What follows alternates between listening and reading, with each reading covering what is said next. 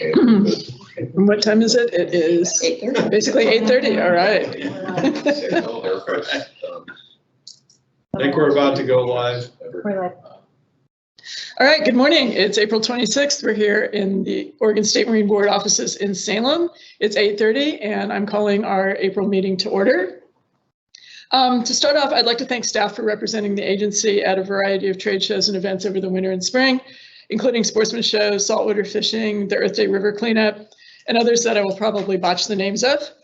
I also want to offer a big thank you to Eddie Persichetti and the folks that came to the Moving Water Law Enforcement training in February for being gracious hosts and gracious mentors. I learned a lot about what it actually takes to put on a training of that magnitude, and also how complex some of those rescues can be, and earn or grew a whole lot more understanding and respect for our law enforcement and rescue partners in that field. I believe Vice Chair Early has something. Yes. So I want to take just a couple of minutes to honor someone within our staff. I would like to present one of our coins to Joe Severson from Business Services. So I'll say a couple of words and then I'd like to present this to Joe. Joe has been instrumental in our GIS EBER program. He continued to develop this after its initial development, and he's worked hard on some really hardcore law enforcement partners who were skeptical, resistant, they didn't want it. But he was successful to the point that we no longer have a beta program with this. It is rolled out statewide, full implementation. He's also working on additional developments. And this is a huge time savings for our law enforcement partners on the administrative side. It's easy to access. It's easy to see the dashboard. Click of the button, you can see all kinds of different statistics. It's super user-friendly, which won over some of those very hardcore law enforcement partners. So thank you to Joe for the enthusiasm and embracing the challenge. So I'd like to present this to Joe. Anyway, where do you want us? Okay. Anyway, I'd like to thank you on behalf of the board for really helping our law enforcement partners to accomplish what they need to on behalf of the Oregon voters. So thank you. Appreciate that. Yeah. It's because of the Marine Patrol partners that the program's a success. So it's true, but you made it very user friendly for them, because I know Darren would not have embraced it otherwise. Thank you, Joe. Appreciate it. Thank you. Member Withy, anything you want to? As I go through the director's report, I've been on the board for about 5 years now, and I can really see the impact of the waterway access funds and the reach out programs that the board has put on. And I think it's really a credit to the entire staff. I wouldn't credit just any one individual, but as I go through this, I see the Willamette Riverkeepers River Discovery Paddle Program. I see the Lower Columbia Estuary Partnership and the Yellow Jacket Lake, and they're just so goes on and on and on. And I really want to recognize everybody's effort in reaching out to the community and getting people engaged, especially those of other ethnic groups or other economic level of people, and getting engaged in the water. And it not only adds to the boating community, but it adds to the respect that these people have for themselves and for everyone else. And it really brings a value to the entire Oregon community when we have these type of programs. So thank you, staff. It's really great to see. It really hardens me in seeing this involvement with the community. Thank you. Thank you. So our first agenda item is the approval of minutes from our January 25th meeting. Are there any comments, corrections? I would make a motion to approve those as written. I second. It's been moved and seconded to approve the minutes from January 25th. All those in favor? Aye. Aye. I take it there's no nays, so. I will add for the public, we do have a quorum with Member Withy, Vice Chair Early, and myself. Our other two members have excused absences for today. The next item is request for public comment. I believe we have one person who's coming in via phone, Mr. Matt Stein. So just a reminder, the board encourages members of the public to speak to us.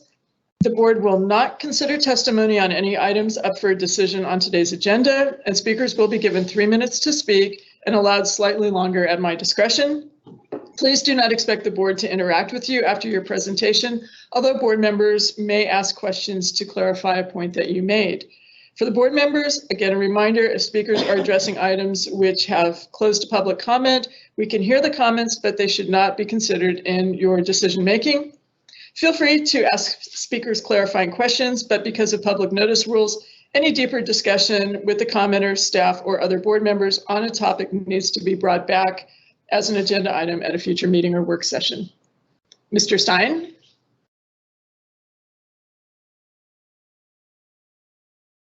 You have to hit star six. Star six, yeah, he might not. There you go. There he goes. Good morning. Hello, can you hear me now? We can hear you. Yes. Okay, great. Well, good morning. Thanks very much for having me in. Again, my name is Matt Stein. I'm part owner of Peer Partners LLC. We operate a small business incubator and artist maker space at the former shipyard property in St. John's on the Willamette. My background includes over 20 years as a Coast Guard licensed captain, running a wide variety of vessels, and also working as a vessel salvage specialist with CETO for a few years in the early 2000s. My partners and I all have a similar skill set when it comes to marine-based work, and in 2022 we acquired a crane barge and landing craft from former owners of Fred Devine Salvage. And as we began looking for work for this equipment, we learned of the derelict vessel removal program that the Marine Board had going, and chose to bid on those contracts. We bid on our first contract late last year. As we were new to the process, we came in pretty high on that bid and didn't get the contract, and that's how that goes. Although after talking with staff just to learn more about the process and considerations we should be having going into our next bid, we did learn that we almost got it, even though we were the higher bid, because they weren't certain that the other parties could perform. But anyhow, that's how this process works.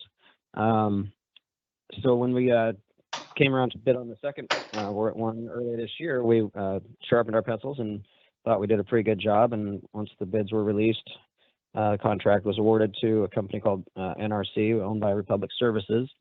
And after looking at the details of those, we learned that we were second. They came in at 60,000. We were at 66. Others were at 77, and the other two were at over 100,000. So we felt pretty good about our process, and that we thought we had, came in fairly competitive. But then we learned that NRC is owned by a company called Republic Services, which is a multi-billion-dollar publicly traded company based in Phoenix, Arizona, and they are a waste management company. And we kind of figured, they have a pretty unfair advantage over anyone else that might bid on the contracts, as they are the garbage company. And they basically would be paying themselves the disposal fees for these for the vessels. So I've had numerous conversations with staff about this, hoping that there might be a review of that award. That did not take place, but I still wanted to at least make sure that all members of the board are aware that this might be an issue going forward. So I see, in this process, we're a small local company with and we came within 10% of a bid on a project with a multi-billion-dollar company. And so we hope that going forward, there will be consideration for local small businesses possibly being awarded these contracts, even if they're not at the absolute lowest bid. We also noticed some very interesting numbers in their bid that, so we're still looking to see how those came out in the end with the work being done. But on a particular craft that we bid $400 to remove it, that company bid $7,750. And so we're curious to see how that goes. And then they also were bidding very low numbers for disposal of large vessels and much higher numbers, relatively speaking, for the disposal of small vessels like jet skis. Additional concerns arose after a public records request regarding the award of the bid, and we learned that that somebody from outside of the Marine Board was brought in as a consultant to help award this contract. Jacob Taylor from DSL was brought in, and judging after reading the emails between staff and Jacob, seems like he had a very outsized role in helping award the contract to Republic Services. He made comments about the status of our vessels, or the condition, the ability of our vessels, that he also in the same sentence claimed he had no knowledge of them, but that we seem to be overly relying on one vessel in particular that we have to do the work. Hey, Matt, we're yeah. approaching the 3-minute time, so can you wrap it up, please? Thank you. And you. So anyways, as you can see, I've got we have strong concerns about this particular contract. We're looking forward to trying to work with the Marine Board on future contracts. We do just want to point out that if Republic Services is always going to be in this process, they have a distinct advantage over the rest of the parties that may bid on these things. And just one other concern that I've noticed, that the process kind of allows to happen, not through any fault of the staff or whatever, but in the time that the bid was, or the RFP was issued and the bid was awarded, one of the vessels that was safely at anchor up by Ross Island was allowed to sink. No, I'm sure no staff issues or anything, but I'm just saying it sat there so long that it sank, obviously caused a release into the river. And another vessel that was in the Swan Island lagoon that was tied up to one of the vessels was part of the contract, but was not actually contracted to be removed. It has also since sank in the lagoon. So look, I'd like to help out and learn, help come up with solutions to that problem that might allow us to get those things, if they're at anchor, but obviously abandoned, safely somewhere, moored, monitored, and until the paperwork can be done to remove them from the river. Thanks very much for listening. If you have any questions, I'll stand by. Otherwise, enjoy your day. Thank you, Matt. Does anybody from the board have a question or comment? No, thank you, Matt. Great. Thank you so much for coming and speaking to us today. Okay, thanks very much. Bye-bye. Okay, our next agenda item is agenda item A, the executive session. We're going to now meet in an executive session pursuant to ORS 192.660 subsection 2H, which allows the board to meet in executive session to consult with legal counsel. Representatives of the news media and designated staff will be allowed to attend the executive session. Other members of the audience will not be allowed in the room. Representatives of the news media are specifically directed not to report or otherwise disclose any of the deliberations or anything said about these subjects during the session, except to state the general subject of the session as previously announced. No decision may be made in executive session, and at the end of the executive session, we will return to open session. The Teams live stream will now show a screen indicating we are in executive session, and we will remove it once we have returned to this room. Jennifer, you want to?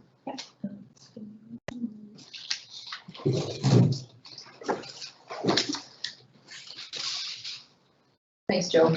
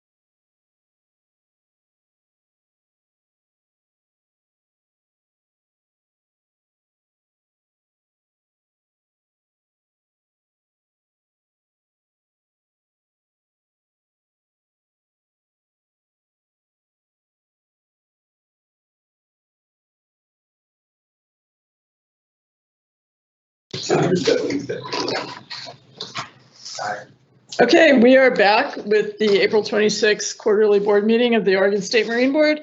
We are back from executive session and are now in open session again per ORS 192.660 section 6. No decisions were made during the executive session, and we're going to move on to our next agenda item, item B, which is the Director's Agency Report. Director Warren, the floor is yours. All right, Chair Jackson, members of the board, Larry Warren, Director of the Oregon State Marine Board. Got a few things I want to update you on outside of the write-up, and then of course answer any questions. I think the first one will just be an updated legislative session, which, you know, every session's got its own flavor and its own rhythm, and this one certainly has had its own. You probably read in the news that overall they took on some of the really big weighty issues earlier around houseless and homeless issues. Those are governor priorities. It was nice to see them do that. It seemed like it delayed some of what we're seeing now, where now they're getting into some of the bills that are more emotionally charged or a little more disagreement. From our agency's perspective, we're having a quieter than the last few sessions, which is good and bad. There's a few bills that we thought maybe we'd get a little more time that didn't, but I'll go through a few that are key. One is 3306 was a life jacket bill. That was the one that was introduced by Representative Reynolds on behalf of some doctors at OHSU. And it would have required, the age limit would have gone from 12 to 16. And in addition, it would have added some requirements around non-boating people in the water. It's up to 16 having to wear life jackets. It had a really great hearing. Everybody seemed agreeable. There was, you know, a little clarification around the rowing communities wanting to make sure there'd still be some exemptions for the youth rowers. And the bill saw that. Josh worked with the representative to assure her that we saw an opportunity for the board to continue with that exemption, that I don't think we even needed an amendment to do that. And then the bill just disappeared in the first chamber passover. We are going to wait for session to end, just because right now is never a good time, and reconnect with the group that was working on this legislation, reconnect with the representative and see if we can just find out what happened. We don't have any insight into why it didn't move.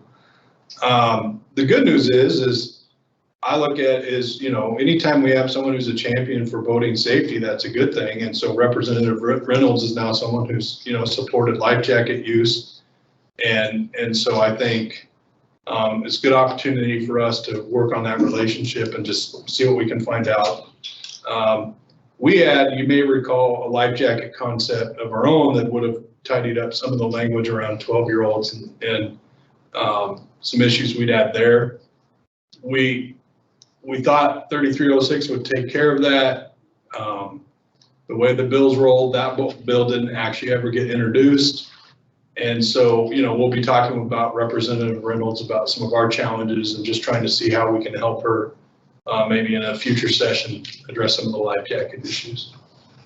And Josh, you can holler out if you, or give me a look if you want. No, you're good. And then Senate Bill 84 was a committee bill. And so committees, you know, individual members can introduce bills, or sometimes a committee asks for a bill. And that was the one that was really a placeholder right from the start. It said, you know, the Marine Board will study boating safety. We talked to the sponsor, I think is December or January, and he said right off the bat, it's a placeholder. There were some potential issues that he was considering addressing with the bill. The committee was wanting some flexibility. So that's a decision they made back in October to have that bill introduced.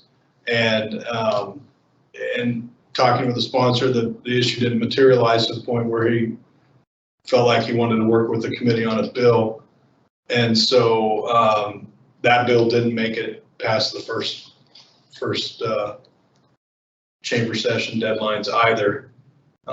That one is a good time maybe to point out, I know this is old hat for a lot of you. When you look at bills, the relating to clause becomes really important because they can amend it so long as it relates to the relating to clause.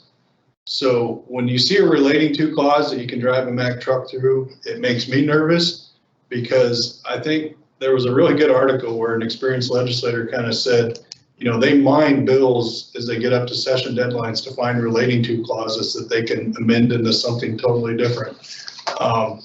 That one had a really big, wide open relating to clause. I think it was relating to boats in the state of Oregon. So it was nice to see that it didn't make the first chamber deadline from that perspective. There was another bill out there, 754, that this one was really out of the ski industry. And the idea is, you know, if you're providing outdoor recreation experiences, you know, nature has a way of you know, folks get hurt when they get outdoors and they recreate. And so there's always this tension, you know, kind of it's really a legalistic tension around how much indemnification do you give somebody who's providing outdoor recreation. And so, you know, the state and the government has recreational immunity that we kind of live underneath, that allows us to do some of the things we do and not have to have massive insurance funds to do that. Well, I guess we do have massive insurance funds, but so this bill was trying to give essentially parts of, I think, recreational immunity to some outdoor providers. For instance, a ski operator, unless there was gross negligence, you couldn't sue a ski resort if your family member was hurt or you were hurt. This impacts, you know, ski was the prime topic, but we do have groups that, you know, they take people out on paddle tours. We have people that offer boating, and they were certainly interested as well, because, you know, they have to have insurance, and those insurances are all based on risk. And if people can sue, their risk pool goes up and it costs them more. And if you're a small, maybe even nonprofit that's trying to provide some of these services, it could price you out of the cost of doing those services. So I think on this one, it can get really emotionally charged. There was a lot of really difficult stories to listen to about people that have been injured. This is really a legal issue around indemnification. That's why judiciary heard it, right? Some people wondered why it went there. It's because this is a real fine legal nuance that they're trying to sort out and settle. Don't know what will become of that in the future, but it'll be a good conversation, I'm sure, to come up again. 2914, there was a few bills around ADVs this time. This one was out of Representative Gomberg, who's a coastal representative, kind of in the Lincoln City area. That bill's still alive, still being worked, and essentially it would create an ADV group led by DSL. We'd probably be a part of it to just continue to the discussions around ADVs and what happens in the future. I think right now there's quite a bit going on with ADVs. DSL's got money in their budget for ADVs that may, you know, I think they are hopeful that that gets approved in their final legislative budget. So there's just a lot going on there and a lot of interest. And I think that'd be a good time to always remind everyone that we talk a lot about ADVs in relation to the issues going on in the metro area. When the coast talks about ADVs, that's usually going to be your ports, and it's quite often large commercial fishing vessels that are super expensive to deal with, or just kind of big old sport fishing boats that have just been kind of left out to put to pasture. So the issue, I think, the reason Representative Gomberg is held on and kept continuing to work from his part is I think he's working a lot with the ports and just wanting to make sure that those coastal needs are seen as well as the metro area needs. That's my guess on that. And then final one would be Senate Bill 1071, which is the wake surfing bill that would essentially repeal Senate Bill 1589 that was passed in the 2022 session. That's not exactly what it does. I think it would change the Newburgh pool to not include the area from 10th Street down to the falls. And so, if you're driving to Oregon City and you get till right above the falls, and you can kind of look down and see the Willamette. That's the area of the 10th Street area. And then it would raise the weight limit for the non-wake surfing activities happening above 10th Street. Those are the two big components of that bill. Now that bill started out in a natural resource committee, and it appeared to not be going to make it through the first chamber deadline. And so in order to maintain the ability to have that conversation perhaps in the future if the interest is there, the bill was moved to a rules committee, and rules committees don't have deadlines. And so functionally that bill is alive now till the very last moments of session. And there's a lot of bills that way. That's not unique. That is something that happens. If you went and looked at the chamber deadlines, you would see bills getting, moved to rules or other committees that keep them alive. So that into itself doesn't really tell us anything other than there's still some interest, but there's also clearly not a clear path to getting it approved at the time of the first chamber deadline. So we'll continue to watch that one. Nothing says they have to wait till the end of session. If there's enough interest, they could have a hearing anytime. There's nothing that says they have to wait till the final weeks, but that has been how that issue has gone quite often. And then on our budget, shared with the board last night in an email, it passed what's really seen as usually one of the primary hurdles you've got to get through, which is your joint subcommittee. So you have a Ways and Means Committee, and then they delegate out to their subcommittees.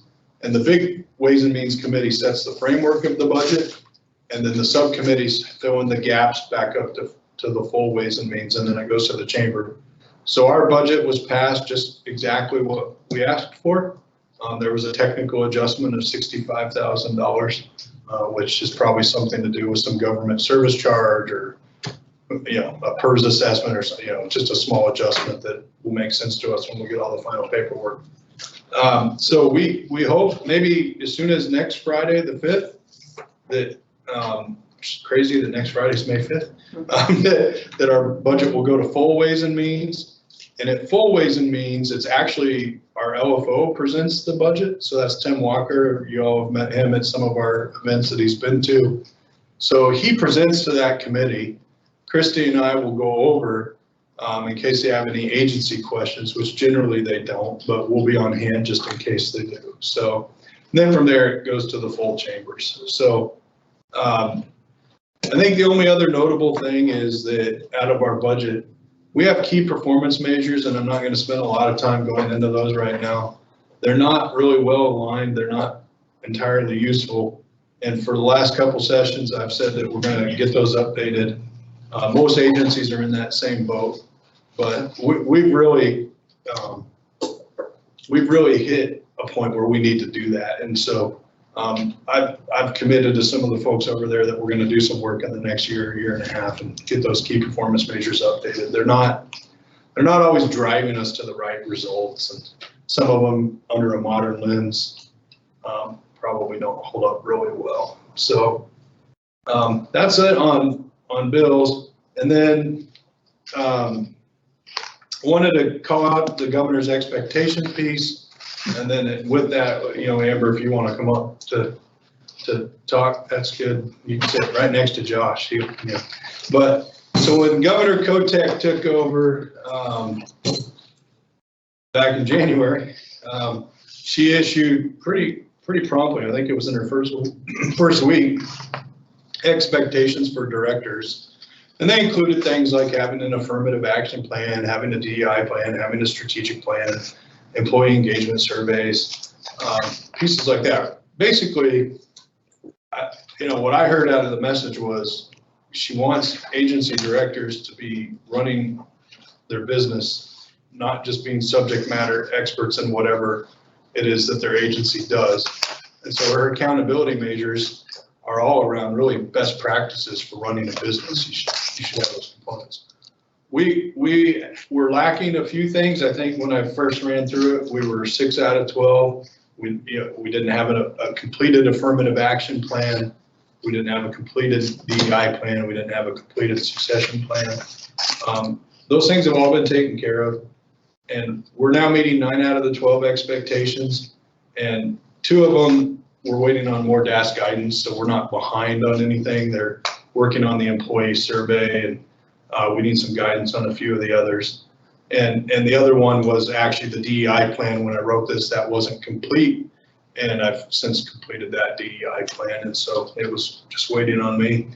And then one of the expectations, in fact, I think it was the first expectation, was that directors have annual performance reviews. And this is where the board should pat themselves on the back, because I do think that you're a regular board and that you have always, for as long as I've been there, and I think well before that, done annual director reviews. So the really good news is that puts us ahead of the ball, which the bad news is sometimes that means we're ahead of the ball and there may be new forms in the future. But you recall I asked Amber Daniels, who's our human resource, you got a new title and I can't remember it. Client agency HR manager. Thank you. Mouthful. So we contract with DAS for Amber services, and then they'll contract every year. All right, if they take Amber away, we don't want to contract with them anymore. Amber's excellent. We had her come last July to our board meeting so she could get to know you all, because one of the services that she offers in her client agency role is she can help facilitate the director review. And with the new governor expectation, I think there'll be more of an expectation that we rely on her services to make sure that if there's a common look and feel or template or any of those type things, she helps get that done. So I asked her to come today because my review would happen in June. And so she, I think, wants to talk to the board just about how she might help you all conduct the review this year. Thank you for having me. So like he said, I can assist with that. You've already been doing it on an annual basis, so I don't want to also impede on anything that you already have in process. Basically, I can help gather information if there's statistics or data that you want to know on things that Larry has completed or hasn't completed. Part of the expectation from Governor Kotek is for it to be a 360 review. Unfortunately, they haven't rolled out really much information on what that means, and that's mostly for agency heads that report directly to the governor. You guys are a little bit more unique since Larry reports directly to you, but I would make the recommendation that it be at least a partial 360 where I could gather information from the managers for you.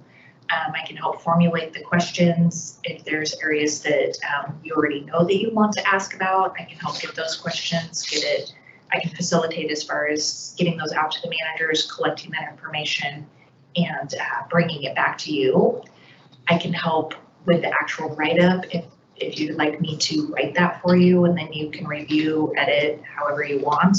Or again, I can also take a step back and kind of let you perform the way you have been in the past. So basically, I'm offering to assist you in gathering information that you would want to have as part of that review, and then the write-up. And then I'm also already scheduled to go to the meeting in Newport in June to be there in case there's questions either way, or if there's help with anything that you want in presenting that. Great. And also, so with a 360, sometimes you do pull outside stakeholders. However, my recommendation for you, just for consideration, is with a very, very small agency where the agency head is really the only voice and face of the agency, those stakeholder input can be helpful. However, though this is a small agency, it is larger in the aspect that each one of the managers is a face and voice for their area. So if you'd like, we can discuss that, but outside stakeholders, what you're gonna likely get is more of an agency or manager specific review. Probably not real data on Larry himself. Anybody that's working directly with Brian, that's gonna be kind of their opinion of the entire agency. Right. So though that's also something I can help with if you don't want it to be part of Larry's review as well. I can also help with sending out surveys if there's stakeholders that you are interested in for agency information as well. Amber, Yeah. you know, we've been doing this ever since I've been on the board, and I think we've been doing a fair job. Yeah. But I'd like a more structured process, you know. I look at this as more than just Larry's review, but our review of how we think we're doing and how the entire board is operating. So I'd like something a little more structured that we can utilize. To some degree, we wing it right now. I'm not saying we don't do a good job of doing that because we're good wingers. But it'd be nice if we had something a little more structured, a little more concrete. So when we did this, we had a better basis to go from. Mhm. And I really like the input from the staff on how they think the board is doing when we do this review. So if you could provide us something, I think it would be very helpful for me Okay. that is structured around that. Okay, and I do already, of course, have some survey questions that would be for managers, so I can have Jennifer help me get that information to you, and so you can look and see if that's even the information that you want for managers or anyone else. And then again, I can get that sent out, the data back, and help you assemble that into a report. That's just me So- talking. Yeah. Okay, Go ahead. So to me, Craig is asking for two different things. So the director's report is one thing where we need to focus on Larry and his performance, which is something that we've done every year. And we outline as a board things that we expect him to accomplish within the next year. And I mean, I think we've done a fairly good job of that, and that Yes. document is still there. So, I mean, I would see that as a starting point for being able to compile maybe questions for what we want to see accomplished and how those have measured up over the past year. And then secondly, to look at maybe some of what Craig is getting to, maybe additional feedback from our performance as it relates to each of the managers. And that may be where stakeholders would come in as well. Okay. But I'm not sure about that. Yeah, and I can help with both of those if that is something, a direction that the board wants. But that's just, that's, I see those as two separate things myself. Yeah, yes, I agree. I would also agree on that. One thing we are looking at though is we're sitting here on April 26th and we're talking about meeting in like 8 weeks. Mhm. So we don't have a whole lot of time. When would be the last time you would need input from us to make something happen for June? So if I can get the survey questions to you for the managers probably by the end of the week, close of business. Go ahead. Okay. No. So, and then I would give them a timeline for what works for you as far as how long you will need to review that, to put it into the review. As far as like writing something up, if you wanted my help writing the report, not very well. Yeah, I was thinking more along the lines of, so maybe there's some specific questions that one of the board members would like to have either the managers as a group or a specific manager pulled on. Okay. When would be the last point you would need to have that?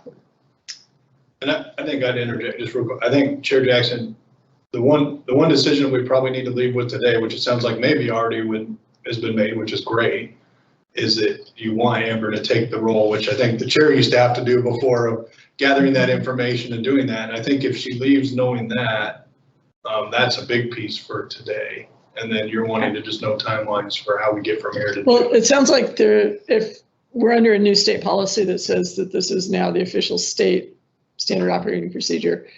And the question of, is there going to be a like mandatory state review form, which apparently we don't seem to know if that's. We don't know that. My anticipation, again, because he reports directly to you, is that we won't have to have as specific and official. So I would continue forward the way the board has always done it, other than, again, if you wanted to gather more information. And then as far as the look and feel of the report, we'll go forward as normal. And then if I have to tweak it at the end to a different specific template, then that won't take me long. So as far as gathering information, depends how in depth you want to get, but I can make that one of the priorities as far as getting just if I have a list of questions specific that are different from what I already have from the managers, and then I have the report from last year as far as, again, what was laid out as expectations. And so that doesn't take very much time to follow up and see what has been completed. And usually, you know, what we've done before is that, you know, a month or so ahead of time, we circulate the evaluation and see if there were specific questions, specific things that some of the board members wanted. Sometimes I'd actually get some response. So, but other times, you know, people would come just to the meeting with the executive session where we did the review ready with some questions. And that's still fine. And so, but like Laura was saying, with the new guidance from the governor's office and the 360 review, I don't know how much of that needs to change at this time, if anything. I don't think that we'll really need to change anything this time around, even if the guidance does come out in time for us to make it for Larry's review. I think the time settings are more focused on like December is what a lot of the governor's timelines seem to end in December. So as long as we continued and had something in place for Larry as you've done before, and then I would see more possible changes next year. Mm-hmm. So I think your timeline with the month before is still, that's completely fair. Well, that's up to Chair Jackson, but. I just need to know what date the managers would get the review questions so I can have an ice cream party. Yeah, you know, Yeah. you have an ice cream party right before those things go out. That's double scoop day, guys. Well, when we're doing your review, why don't we get one then? Yeah, oh my God, oh wow. So I don't think I've made my point clear enough yet. Okay. I think we as a board, three of us sitting up here, need to have a review. I think we need to know how we are doing. So I think that needs to be part of this. And when we go out to the managers, I would like to hear their perspective, how we function as a board, how we can improve and get better. Okay. Okay, so I think that needs to be part of it. That's what I would like to see anyway. And Josh is already writing, Chair Jackson's a pain in the. Right. Chair Jackson, if I may, Craig, I think so there's actually a key performance measure, it's a required one, where the board evaluates themselves every year, and I haven't done the best job of, you know, that's one that just kind of usually gets sprung on you because we remember when the KPMs are due that you have to do it. And I think I can improve that process to coincide with the board does their self-evaluation, but we can also bring in what I'm hearing, and I think is a great idea, is that we can bring in feedback to the board as you do your self-evaluation and that KPM. We open up the opportunity for folks to comment on. Well, yeah, I think that's necessary for us to improve and do our job more efficiently and better. You know, I have an inflated opinion of myself and I need to be brought down once in a while. So I need that feedback. Okay. Yeah, I can, like Chair Jackson said, I think they are kind of two different like surveys. Right. And then I would just need some ideas, and maybe Larry can actually help me with this, as far as stakeholders that you would want input back on the board. So in my opinion, to answer Larry's question, yes, I would like to have you involved. Okay. I'm just speaking for myself. All right. I agree on both angles of this discussion, that it would be great to have your help. All right, I can start putting together some questions for the managers for Larry's review, and then separate questions for them that we would pull for review of the board. And then, like I said, I'll just need you or Larry, someone to kind of give me ideas of stakeholders outside of the agency if you're wanting outside feedback as well. Okay. And if for you folks, if you have questions that you would like Amber to put on either of the surveys, run them through me, because and that way we can kind of make sure that we're not all asking, for the board. so we're not all asking the same questions or whatever. That would be great. Good. Ask me easy ones, like which is my favorite knot, or which is, you know, one. What's my GPS points? No, Amber, I can't be in the. Then I won't be able to, I'll be like, I don't know if this is a good answer. Sure, a blue knot. So. All right. Thanks. Thank you. Thank you very much for your time. Thanks. Thanks, Amber. And that alignment piece on the expectations and due dates and things in flight, that's, as you can imagine, been a frustration, or, frustration for agencies that have different pieces of all 12 of those expectations in different places. And I think the main message we've heard is, do something. They're trying to make it like Amber described, right, where you can start to plug in and move to a new system versus undoing all the work that people have been doing. So performance reviews are one thing. Imagine, we're all going to move to a strategic planning system, and some agencies spend years and hundreds of thousands of dollars to build their strategic plans. So, there's a recognition that we all want to get under the same executive branch page, but that it'll take us a little bit to get there. All right. Any other comments on the board report or the director's report? I have a few. On the homeless people, how does that impact the boating community, or does it? So in terms of the governor's priority around homeless, houseless folk issues, every agency had to fill out a response to her executive order. And one thing that is very clear working with the Governor Kotek and her administration is that she's biased for action. So she doesn't want us just to talk, make connections that aren't there. She wants to see things that, she can move on. So when we responded to the executive order, in terms of how the ADVs and those issues directly connect into the solutions that she's looking to work towards, there wasn't really a good connection. I could see a case in the future, though, where, I've heard from some agencies where maybe if the state agencies that work a lot on the houseless issues, you're looking at me, Josh, and go, okay, making sure. For instance, we might become an education portal. So we might have things that they want us to hand out to folks that are experiencing that. And it's a really interesting topic. Not everybody that lives I think actually probably most people that live in the boats and they don't consider themselves homeless or houseless. I think there's some nuances there that are a struggle. I think, you pull a string and it all starts to come unwound. But for now, our agency doesn't have a direct connection to the executive order on houselessness, but we're certainly, as an executive branch agency, all watching for guidance in ways that the governor wants us to help her achieve that. On our projects and our contracting, do we have some requirements? I'm sure we do, to meet some small business goals and limit maybe some of our projects to just the small business community? Remember with and I'm sure you experienced this at the federal level, the laws on state procurement keep a lot of attorneys employed. There's certainly state programs around minority small businesses and women-owned businesses.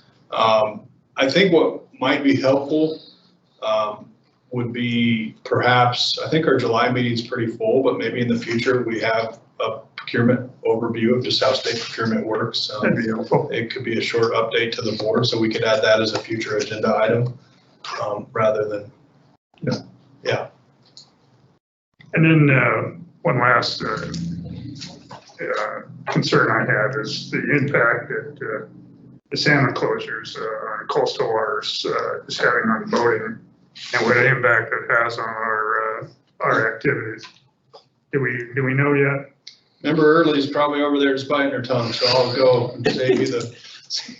So first, I want to make one point really clear: is the media has latched on to the idea that salmon fishing's closed on the coast, and one thing that we hear from coastal communities is they don't appreciate it when the media comes out that makes people think that they shouldn't travel the coast.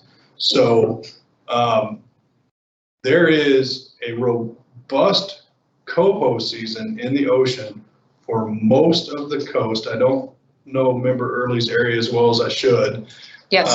That should sustain a lot of the recreational fishing. I'm sure that's not true for every area in terms of how their fish come and go. So one message that needs to get out is people that especially are like Central Coast, North Coast, there's coho to be caught in huge quotas. I think the quota is 110,000 coho for Central Coast, which is about as big as it gets in the modern era. The Chinook fishery being closed, I'm sure that's having an impact right now when there's been some ocean seasons on Chinook that I'm certain some guides have taken advantage of that are not available to them right now. And it will also impact greatly the commercial fishing industry, which my biggest concern in that for the agency is actually the commercial salmon fleet boats are old at best. And if they're not making money, I'm worried that they're going to become the derelict fleet. And so mothballing that fleet for a year is tough. I've heard some of them have started to try to change their boats over to do different things, but that's not an easy task, nor can they always get the permits. And so or the funding. So I think it'd be instructive here for a member early on maybe the impacts to the guides on that Chinook piece, because I have my limited view, but I know the biggest impact will probably be felt by the commercial industry. And I'll just tag on to that just a little bit, because it is a really big issue. The biggest problem right now is that they have said the West Coast is closed. And so, you know, we get calls all the time. We hear you guys are closed. What are you going to do? Well, the rivers are not closed. And a good portion of the ocean fishing is not closed as well. And I think that that's the message that needs to get out there, so that people know that they can still get out there and they can recreate in their boats. They can still go fishing. They can still take advantage of guides, outfitters, charters that are willing to take them out there for maybe alternative species. But the northern part of the state is going to have a Chinook season. The governor yesterday just signed a federal relief disaster for the commercial fisheries. So there should be some funding become available, which should help with what Larry was talking about in just infrastructure for a lot of their boats and things, in them losing that season. But honestly, the biggest hit is the poor media publicity that the West Coast is closed, and it's not. It is not closed. We are open for business. The rivers, a lot of times what will happen in the rivers, and the guides are seeing this also, is that we are getting better runs right now without the competition from the ocean. So, I mean, there's plenty of fish usually to go around for all. And so we never like to see one user group get displaced in favor of another user group. But anyway, we should see some really good river fishing, and the northern part of the state will have an ocean season in addition to the coho season coming up. So anyway, yeah. Thanks, that's all I have. Oh, Any comments? yeah, I've got a couple of comments. Just thank you for the raft that's coming to Curry County. Our boating safety advocate down there is super busy. Luke is all over the place and has been really doing a great job in educating a lot of the kids down there. And the second one on there too is the Umpqua Fisheries Enhancement Derby that you participated in this year. That is such an incredibly fun event. When they first started that, I was pretty involved in it, and it was nice to see the agency be involved in something to get kids excited to be in outdoors. So a couple of questions regarding the outfitter guide program, and maybe we're going to hear more about this next month if that's the case. But who are the agency designees? And then if a complaint is found to be unfounded, will it be removed from the guide's file? Thank you, Brian. Yeah, remember earlier, I'll have Brian take your questions just to make sure we get them answered correctly. Good morning, Chair Jackson, members of the board. For the record, I'm Brian Paulson, Boating Safety Program Manager for the Oregon State Marine Board. The designee in regards to, I believe the complaint policy and procedures that we're referencing. The designee depends on the nature of the complaint. Generally, myself is the first layer of review, and then the second layer would be Larry. Okay. Director Warren. And if a complaint is filed, and we get grievances between guides, between charter boats, things like that, if it is found to be unfounded, does that complaint stay in the guide's file? And will the similar complaint be put into another guide's file if that's who the complaining party was? Member Early, we keep records of every communication. Based on the fact that we are unsure if we'll need that in the future. So that is kept electronically in the guide's file. Okay. And then under the non-criminal complaints process, so the guide will be advised of any complaints that are added to the guide's file. Will this be done by email, by letter, both? Any notification that we send to a guide in regards to this policy, it is by mail. So it is by a wedding signed paper notification. Okay. I'm sure I'll get questions. Yeah, So yeah. I wanted to clarify it on the record versus just asking all those questions ahead of time. So, and now with our new horse guide in the news, it seems like we're going to have some additional issues. So I appreciate it. Thank you. Thank you very much. Okay, thank you to boating facilities program. Yay, we're fully staffed. And then also wanted to maybe check with Janine and you, Larry, about how our potential high water is going to be affecting our facilities this summer. I thought I'd bring everybody in today. Yeah, that's great. It's nice that we're talking about high water and not no water. Yes, exactly. Yes. Unfortunately, it's like high water in some places and still no water Still in no water others. in others, yeah. So for the record, I'm Janine Black, the Boating Facilities Program Manager. So high water is both good and bad. We have received several complaints of lots of debris getting bound up into dock systems. Some dock systems have broken. We're working with facility owners to get messages out on their website. I've had discussions with Ashley to make sure we're doing the social media part. This week's OR report is going to have a big thing right up front before we talk about the access components to put a big plug in for the boating obstruction reporting mechanism for people to check ahead. We've also sent some emails out to folks that we know are out on the water a lot and said, hey, as a reminder, here's this tool, please report things in. Things are rising in some places feet a day. In other areas, because of the way the snowpack is, they're still high and dry. We've got areas that are frozen over. I had a report early or late last week where a boater had launched because there was a little area of open water and then was taking his oar and basically whacking the ice trying to make way, only to have it start closing back in around him. So we're having some challenges because this is the first time in quite a while where we have this much snowpack and people have made reservations for campgrounds that may not open till late July or August. And so there's a lot of challenges. In fact, I was talking to some staff yesterday that an area they have a reservation probably won't open with the Forest Service because before they open their campgrounds, one, they have to be able to get into them, and then they have to do a hazard tree inspection and removal. So there's a lot of challenges.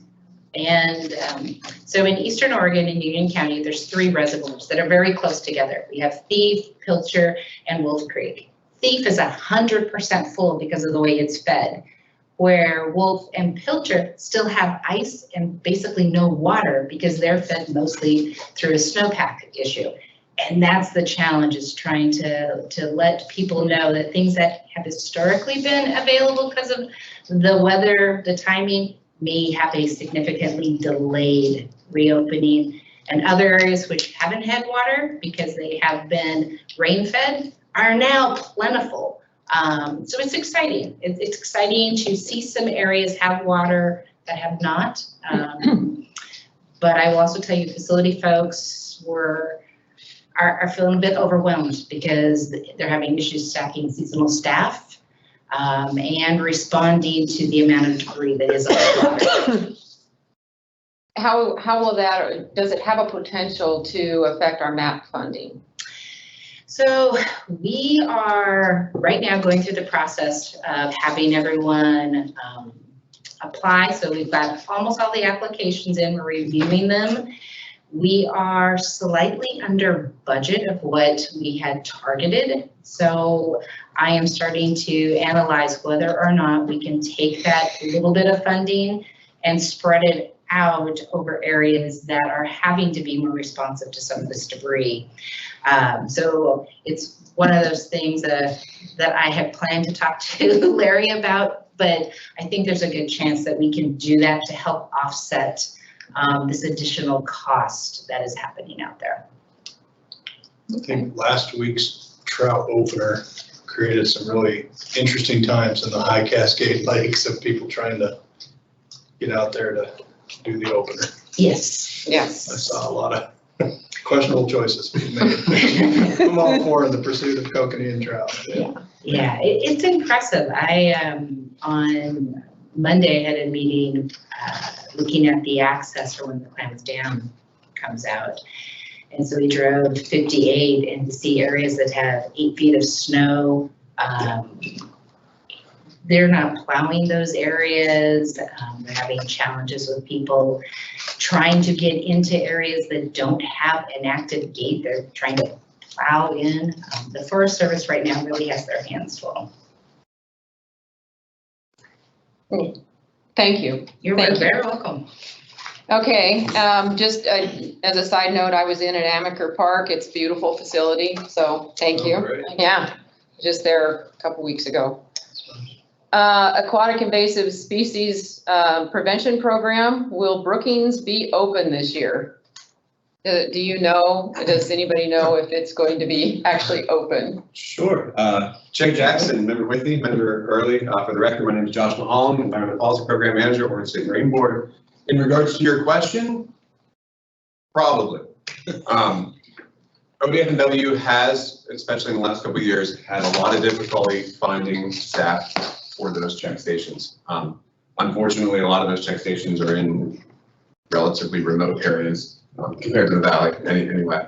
But I have it on good authority that they have been able to, at least for now, hire all their staff and plan to open Brookings starting late May. I know that next week they're doing their training here in Salem. Glenn Dalton and myself are going to go over to their headquarters to see some of that new inspector training.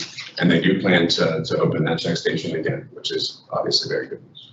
Okay, great, thank you.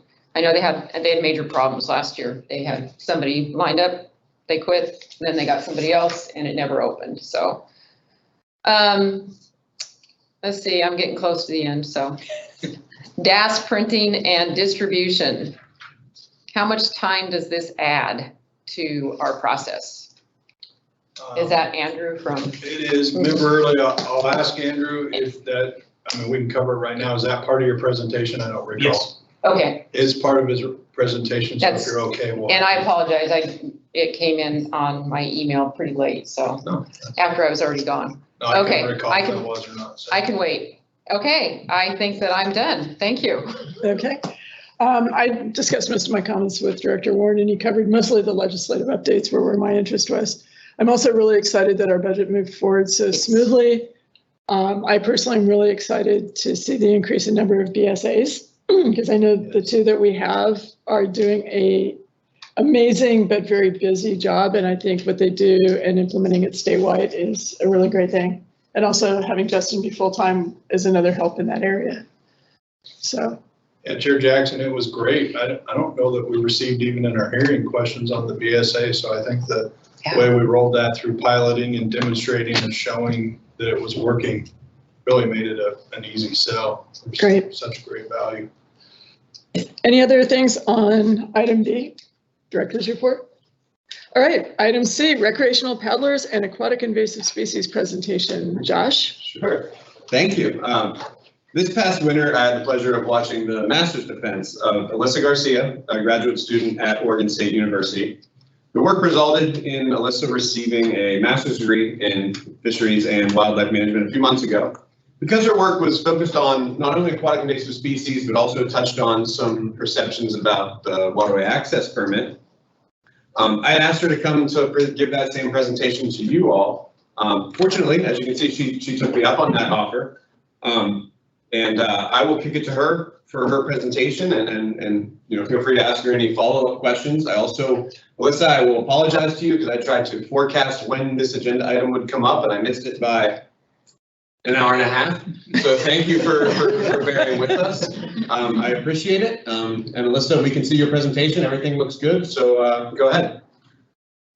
Oh yeah, not a problem at all. Thank you so much for having me here. I really appreciate you all taking the time to hear me out. I don't know how much time I have to share, but this is kind of a longer presentation and I can fast forward or adjust to whatever time I'm allotted. So yes, but anyways, good morning, everyone. I think you're fine to give your presentation Okay. as you planned. So go ahead. Okay, perfect. Great. Yeah. Well, yeah, good morning, everyone. And thank you again. And so my presentation today is titled Recreational Paddlers and Aquatic Invasive Species, Are Oregonians Taking AIS Preventative Measures? So this is the project I did for my graduate thesis project at Oregon State University this past December. I've been working on this project for a little over 2 years now in various degrees and levels. And I'm pretty excited with how it came together and I'm looking forward to sharing more information on it. So, but I'm going to start quickly by just sharing a little bit more information about who I am and my background, just because it is kind of important when it comes to the flipbook I made for this and the research involved in this project itself. So a little bit about me. To start, my pronouns are she, her, Kikin. I grew up in northern Indiana, so I am a Midwesterner at heart. Most of my immediate family and extended family still resides there. I am Polish on my mom's side and Mexican Spanish on my dad's, so I was fortunate enough to grow up with rich cultures on both sides of my family, especially when it came to food, community, and learning to give more than we take. So I believe this shaped who I am today in many ways, but especially my connection with nature and desire to bring people together and build community. I do not have a traditional background in science. I've always been passionate about art and science. So when it came time to choose what I wanted to pursue as a career, I started with art. In 2013, I was accepted into the fine arts program at Ball State University in Southern Indiana and decided to major in drawing. The art I made during this time focused on communicating human-to-nature relationships and allowed me to research and learn about new species, ecosystems, and anthropogenic influence. The drawings were created with the intent to start a conversation around the viewer's relationship with nature by getting them to ask questions about what was being portrayed. Creating a space for curiosity and the desire to understand is something I believe to be powerful, especially with a diverse group of viewers. During this time, I learned how communication with charcoal drawings and watercolor paintings can not only start a conversation, but encourage reflection and a desire to learn more, no matter your demographic. Shown here on the right side of this slide is one of the drawings I did for my senior show that touched on the overwhelming effects of deer farms and deer inbreeding on deer in the Midwest. This piece is around 5 feet tall and completely done in charcoal. So in 2016, I graduated with a BFA in drawing and then moved out to Portland, Oregon, which is where I live now, the following summer. My experience combining art, science, and communication in undergrad was so fulfilling that I decided to go back to school and gain more knowledge on the science side of things. From April of 2019 to December of 2022, I worked full-time while attending OSU's eCampus to receive my professional science master's in fisheries and wildlife administration. I'm currently an environmental specialist and an ESA Section 7 support contractor for NOAA's California Coastal Office. So I work with the San Francisco Bay branch out there in Santa Rosa, completely remotely, but I do a lot of work with Section 7 consultations, writing letters of concurrence, and protecting the various salmon species that NOAA, is in charge of out there. It's pretty fun, pretty interesting work. But in my free time, I also run a small art business on the side. So I'm both a scientist and an artist. I'm also an avid paddleboarder and love being out on the water whenever I get the chance, as I'm sure most of, if not all of us do. This hobby of mine, as well as my curiosity pertaining to human relationships with nature, is what ultimately inspired this graduate project. So on this next slide are just a few more examples of some illustrations I've done that I do in my free time that I hope to do more of in the future to help communicate different scientific efforts, conservation efforts, and with different communities and stakeholders. So jumping into the project inspiration and details, one sunny day while out on my paddleboard on the Willamette River, I started noticing there are quite a few paddlers without PFDs, including some paddlers I know. I began to wonder if these individuals know they need a PFD, and if they don't, what does this mean? Does this mean they don't know about the waterway access permit or AIS transfer prevention protocols like clean, drain, dry? Eventually I asked my paddler friends, hey, do you have a waterway access permit, and do you clean, drain, and dry your gear between uses? And they looked at me really confused, and they simply asked, what do you mean?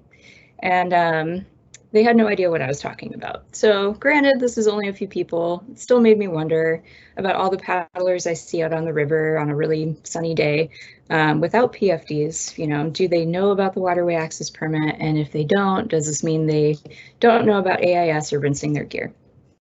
So while there are research papers on motorboats and aquatic invasive species, I began to realize that it was difficult to find information specific to paddlecraft use, specific to paddlecraft users and aquatic invasive species transfer. Though the waterway access permit is available, information on AIS spread prevention for paddlecraft users is not prevalent or easily found unless you go looking for it. And even still, it seems a little bit scarce from what I could find as a paddler and as, a member of the community.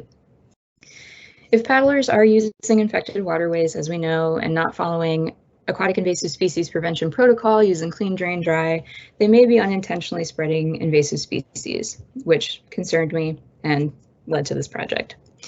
And having grown up near Lake Michigan, I'm very aware of the damage done by AIS, such as the zebra mussel, and how difficult it has been to eradicate the species from established areas. So with all these factors in mind, I became concerned for Oregon waterways and, of course, curious about the behaviors and knowledge of Oregonian paddlers. So these are my project objectives. With this project, I hope to learn more about the motivations of paddlers and their perceptions and behaviors when paddling. With gathering this information, I hoped it could help assess the potential AIS transfer threat level paddlers pose in Oregon and hopefully help establish better preventative protocol if necessary. This can also help with identifying other aspects of paddling and using waterways that paddlers need greater access to educational materials on. Regardless of this mode of recreation increasing the risk of AIS spread or not, there seems to be a need in general for more educational materials pertaining to AIS and paddlecrafts. So the following are my study objectives. I was curious to learn more about what motivates paddlers to adopt paddling. Are paddlecraft users exhibiting behaviors that may contribute to aquatic invasive species spread? So this includes behaviors such as not rinsing their vessel or their PFD after use in different bodies of water and using more than one body of water. What motivates and influences current behaviors exhibited by paddlers? Where are paddlers learning about paddling and the regulations surrounding paddlecraft use? So do paddlers know about and have a waterway access permit? If so, where are they learning of the permit? And what do paddlers think the funds from it are being used for? And then lastly, what are the barriers and enablers paddlers see as preventing them from cleaning their paddlecraft and their gear? So briefly, just to go over the methods and the way I collected this information. I developed an anonymous survey with 35 fixed responses and open-ended questions for Oregon-specific Oregon paddlecraft owners. I spent several weeks working and reworking the survey last year and working with my committee on it and, re-editing, revising, and everything. But eventually came down to a survey that gathered everything I hoped, or would hopefully gather everything I was trying to look at with this project. So the survey population focused on paddlers 18 years and older and individuals that own their own vessels and gear. And prior to distributing the survey, I also prepared and submitted a formal institutional review board, or IRB, application for approval, since my project involves human subjects. And once I received approval, the survey was electronically distributed on August 20th, 2022, via 7 different Facebook groups, as well as through Oregon Sea Grant on different social media platforms using an anonymous link, and with paper flyers posted near waterways that exhibited a QR code that people could scan with their phone. And so I primarily distributed the survey to the 7 paddling groups on Facebook to reach a greater number of paddlers all over Oregon rather than just in Portland or just at specific waterways. So these groups included Northwest Kayaking Washington and Oregon, Flatwater Kayak Paddling Oregon, Pacific Northwest Paddlers Society, Willamette Valley Paddlecraft, Pacific Northwest Chicks That Love Sticks Paddlecraft or Paddle Kayak Group, Pacific Northwest Paddleboarders, and Oregon City Kayakers and Paddleboarders. The survey remained active for 29 days when I received 350 responses, and 336 of those responses qualified for the project and met the criteria. And then to analyze the data, I used a combination of RStudio, Microsoft Excel, and Qualtrics. So this is just kind of a breakdown of the survey results and the specific topics of the survey results that I'll go through today. So I'm going to go ahead and just begin by looking at the demographics portion. So out of the 336 individuals that took the survey, 79% of the respondents identify as women, and the majority of all paddlers fell into the age range of around 45 to 64 years of age. The age range in general for the survey was fairly wide though, stretching from 24 to 74 years of age, which was pretty surprising. So now moving into more of a behavioral component, why do people choose to paddle? And I found this to be really interesting, but not really that surprising, being a paddler myself and knowing my own motivations. So all 336 respondents shared with me what inspired them to take up paddling, which I thought was pretty cool. Over 1/3 or 31% of respondents shared that a love for water is the reason they began paddling, whether they meant being out on it, in it, or near water. The responses that fell under this category all shared a similar nostalgia and passion for experiencing aquatic environments. One respondent shared, quote, "I love the water. Kayaking is a whole other boating experience," end quote. Another respondent stated, quote, "longing for water connection," end quote. Many of these paddlers grew up on or near the water and participated in water recreation of some sort, or currently live along or near a body of water. The next most common theme for taking up paddling was that a family member or a friend introduced them to the sport. One of my favorite comments shared by a respondent was, quote, "My aunt was the first to buy kayaks in our family. She brought them to a family reunion 7 years ago. Since then, several family members have purchased kayaks, and we usually have about 12 to 15 of them at our family reunion campouts every single year," end quote. Overall, those that gave a response that fell under this category expressed that it is a fun means of socializing and spending time with family and friends, and doing so out in nature and on the water. A love for nature and accessibility were the next most common themes amongst the responses. Those two themes were exhibited nearly the same amount. Like a love for water, the love for nature theme responses showed a passion for the outdoors and a desire to experience nature. Accessibility was a theme I was surprised to see emerge. It's something I didn't really consider or take into account that this might be a theme that would emerge. However, it made sense that this would allow people who want to experience nature and water to being able to do so. One respondent shared, quote, "always liked being on the water, senior citizen getting back into the water," end quote. Some respondents shared that they are limited by mobility, such as not being able to use their knees or lift as much weight, so paddling makes it possible for them to get outdoors, experience nature, and get a good workout. This could partially explain the generally higher age range seen in respondents. Another factor shared under accessibility was the affordability of paddleboarding and kayaking compared to other water recreation activities. The cost of a kayak or a paddleboard can range, as we know, anywhere from $100 to thousands of dollars, depending on what you're trying to do with the vessel. Whereas motorboats are much more costly, you know, being $10,000, $20,000 and up to be able to own one of those. And then plus they need fueling and different permitting and, you know, harder to transport, etc. So that's, you know, something to consider. And then the final common theme I pulled from paddlers' responses was that it was a good workout and a good way of exercising in nature. Many included that this is also a great way of unwinding and relieving stress, making it good for both physical and mental health. So on the screen here are just a few quotes from people that, you know, when they gave me feedback directly. And so just in reference to, you know, why people paddle and some other additional interesting comments from paddlers. So other interesting points made by respondents that stuck out to me involved the sense of independence they have paddling, the desire to adventure and explore new areas, and wanting to use paddling to connect with nature and decompress, and even do other outdoor activities such as bird watching, rock hounding, general wildlife viewing even too. People frequently mention that they like to take their vessel and go to more remote areas and be able to be at peace and observe nature as it is, you know, from a different perspective. So yeah, you know, some of these quotes here, like, quote, getting on the water in a less harmful way to the environment, end quote. A lot of people try it once and feel that sense of peace and take it on. And again, generally just loving the outdoors and finding this as a solid means of being able to socialize, including with COVID and other restrictions put in place. So it was really interesting to read all of the feedback and information that people shared.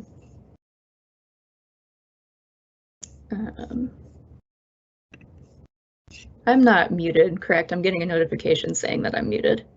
We can hear you. We can hear you. Yeah, Great. good. Thank you. I don't know why it says that. We want you to start all back over at slide 1. Someone stop me if you can't hear me.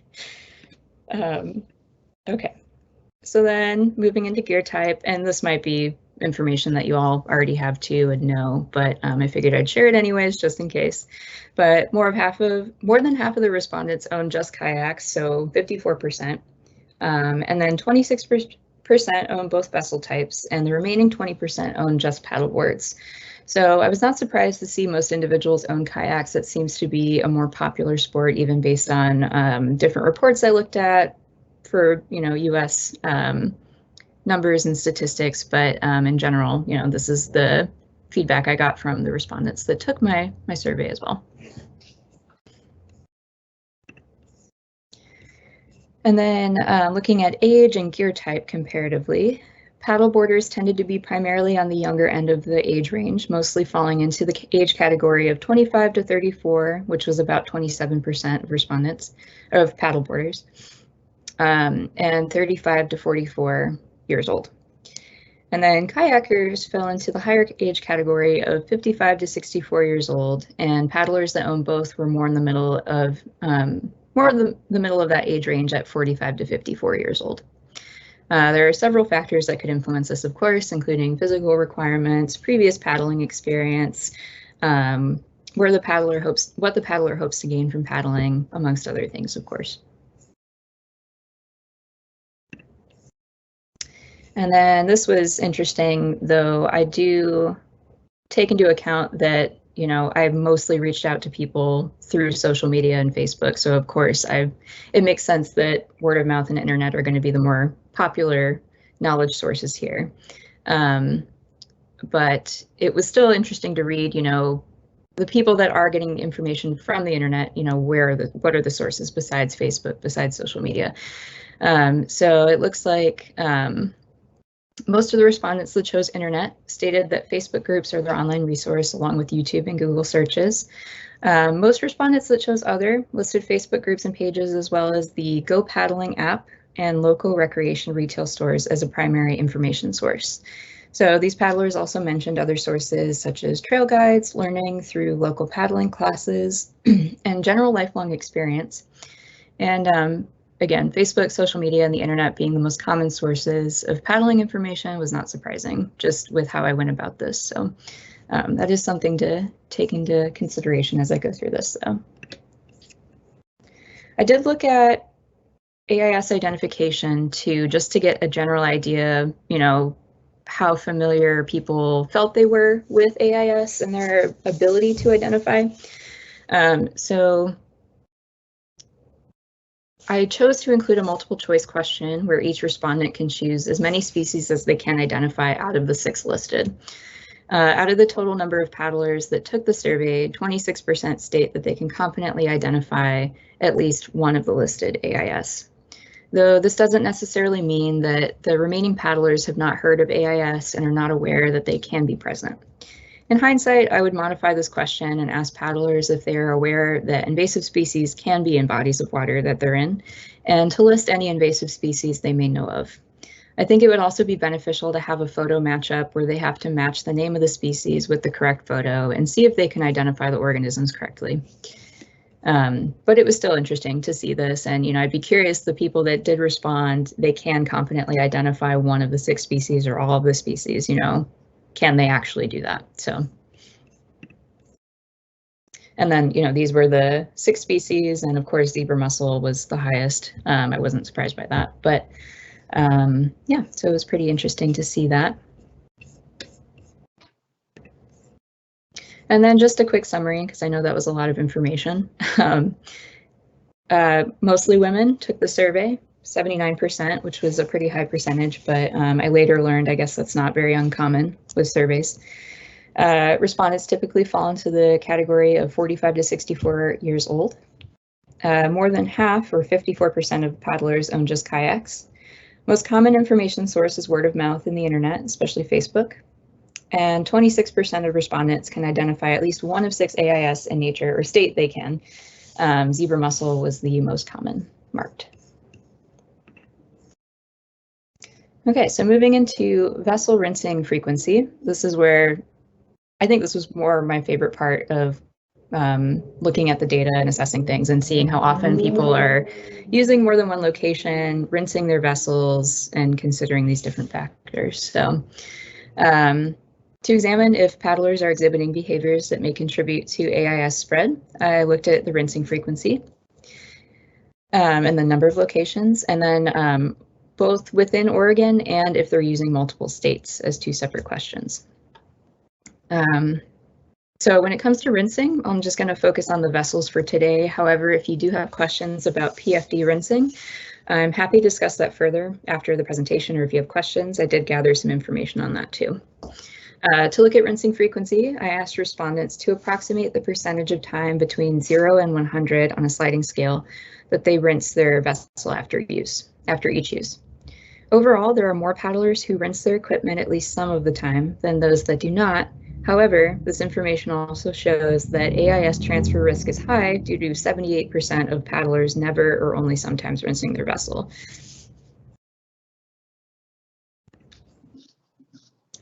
So what prevents paddlers from rinsing?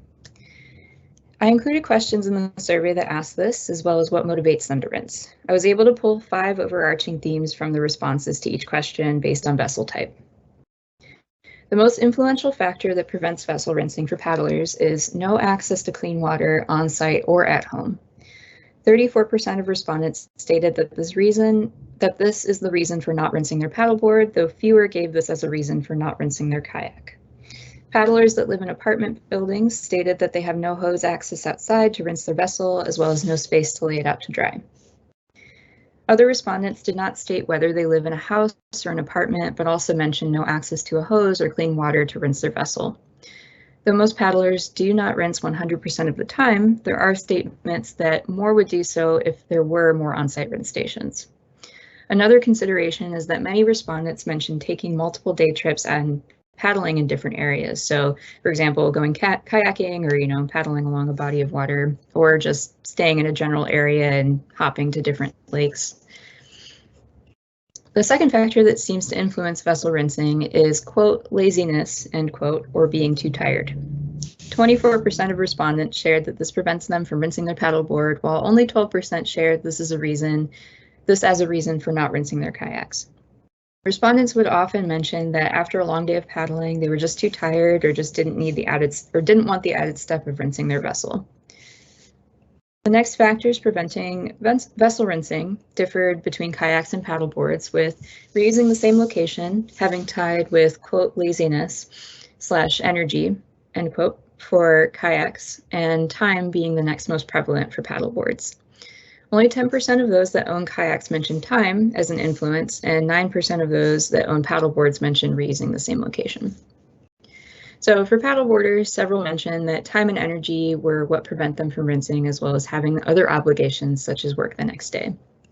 And then lastly, not knowing that they needed to was a factor preventing kayak rinsing, and forgetting was another prevalent factor for preventing rinsing of paddleboards.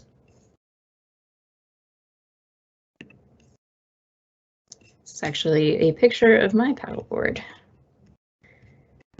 So some additional barriers to rinsing. Some paddlers often offered reasons for not rinsing that I had not considered and found surprising. For instance, at least 4 paddleboarders that own inflatables do not rinse because they do not want to re-inflate their board. I was surprised by this factor, preventing rinsing, since I own inflatable boards and rinse them when they're not inflated. So if anybody knows why that might not be beneficial, I would love to know, because I have yet to find some information on that.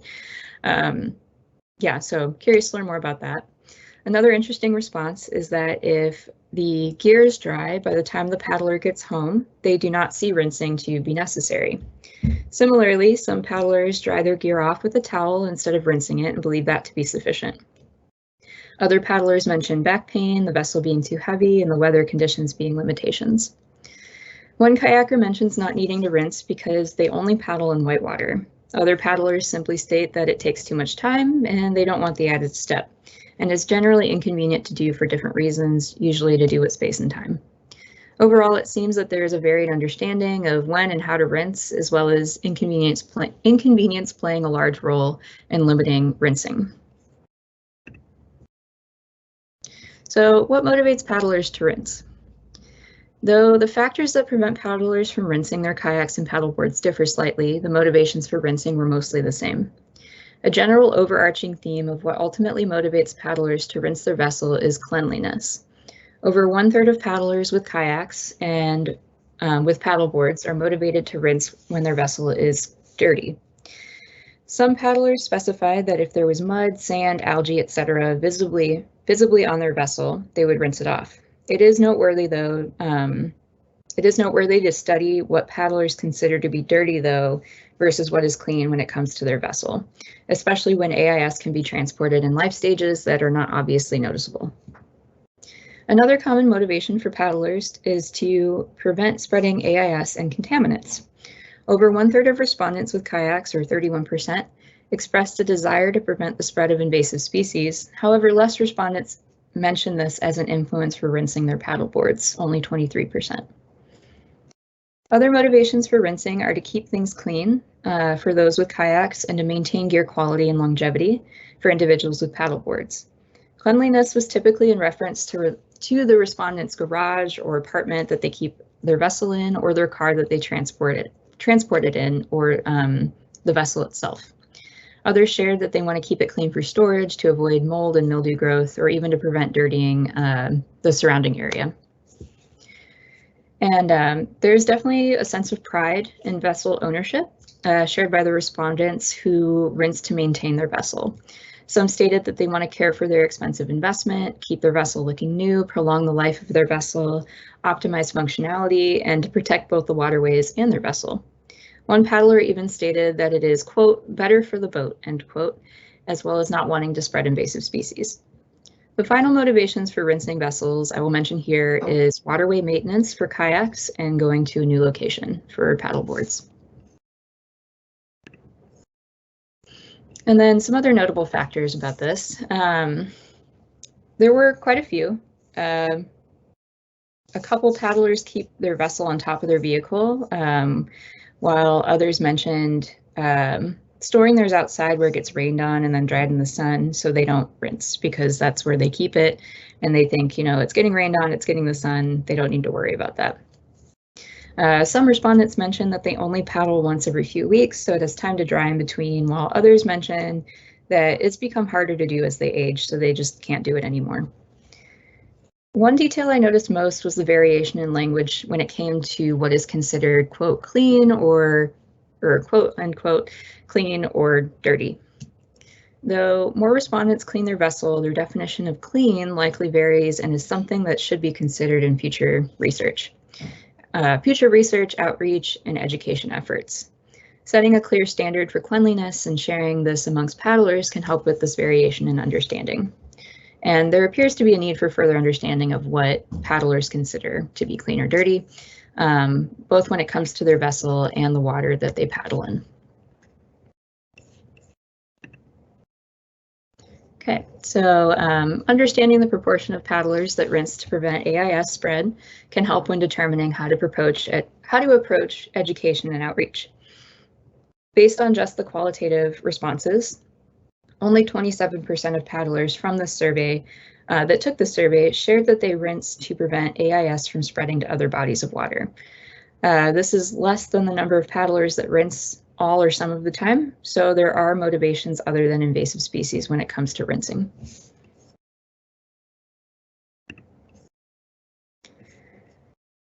And if paddlers are not rinsing 100% of the time and they're using more than one location to paddle, they may be spreading AIS from one body of water to another. So to get a better picture of whether these paddlers' behaviors may pose as a means of AIS transfer, I assessed the number of locations used in Oregon, as well as if other states were visited within the last 12 months. Most paddlers use more than one location in Oregon, and around 1/3 use more than one state. This makes the numbers mentioned previously concerning, since 78% of paddlers are not always rinsing their gear, and most of these paddlers are using more than one location. And the states varied. Hawaii was on there, Canada was on there, so it was even like another country, and then Florida, all over the place, even the Midwest. Yeah, there's a pretty broad range. And of course, the states that are nearby were more frequently mentioned, like Montana, Idaho, Washington, California. So that was to be expected. But yeah, it was interesting to see those results. And then just a quick summary of everything I went over. You know, most paddlers rinse at least some of the time. However, 78% never or do not always rinse. Lack of water access prevents rinsing the most. Dirty vessel motivates rinsing the most. 27% of paddlers rinse to prevent AIS spread, and nearly all paddlers use more than one location in Oregon, and around 1/3 use more than one state. Okay, so this is the portion about the waterway access permit. So to learn more about paddlers' knowledge of the waterway access permit, I included a section within the survey that asked if they had heard of this permit, and if so, how they learned of it, as well as whether they purchased this permit within the last 12 months. Most paddlers knew of the waterway access permit. It was 84% of paddlers that took the survey knew of it, but not all that knew of the waterway access permit owned one. Only 70% of those paddlers owned one.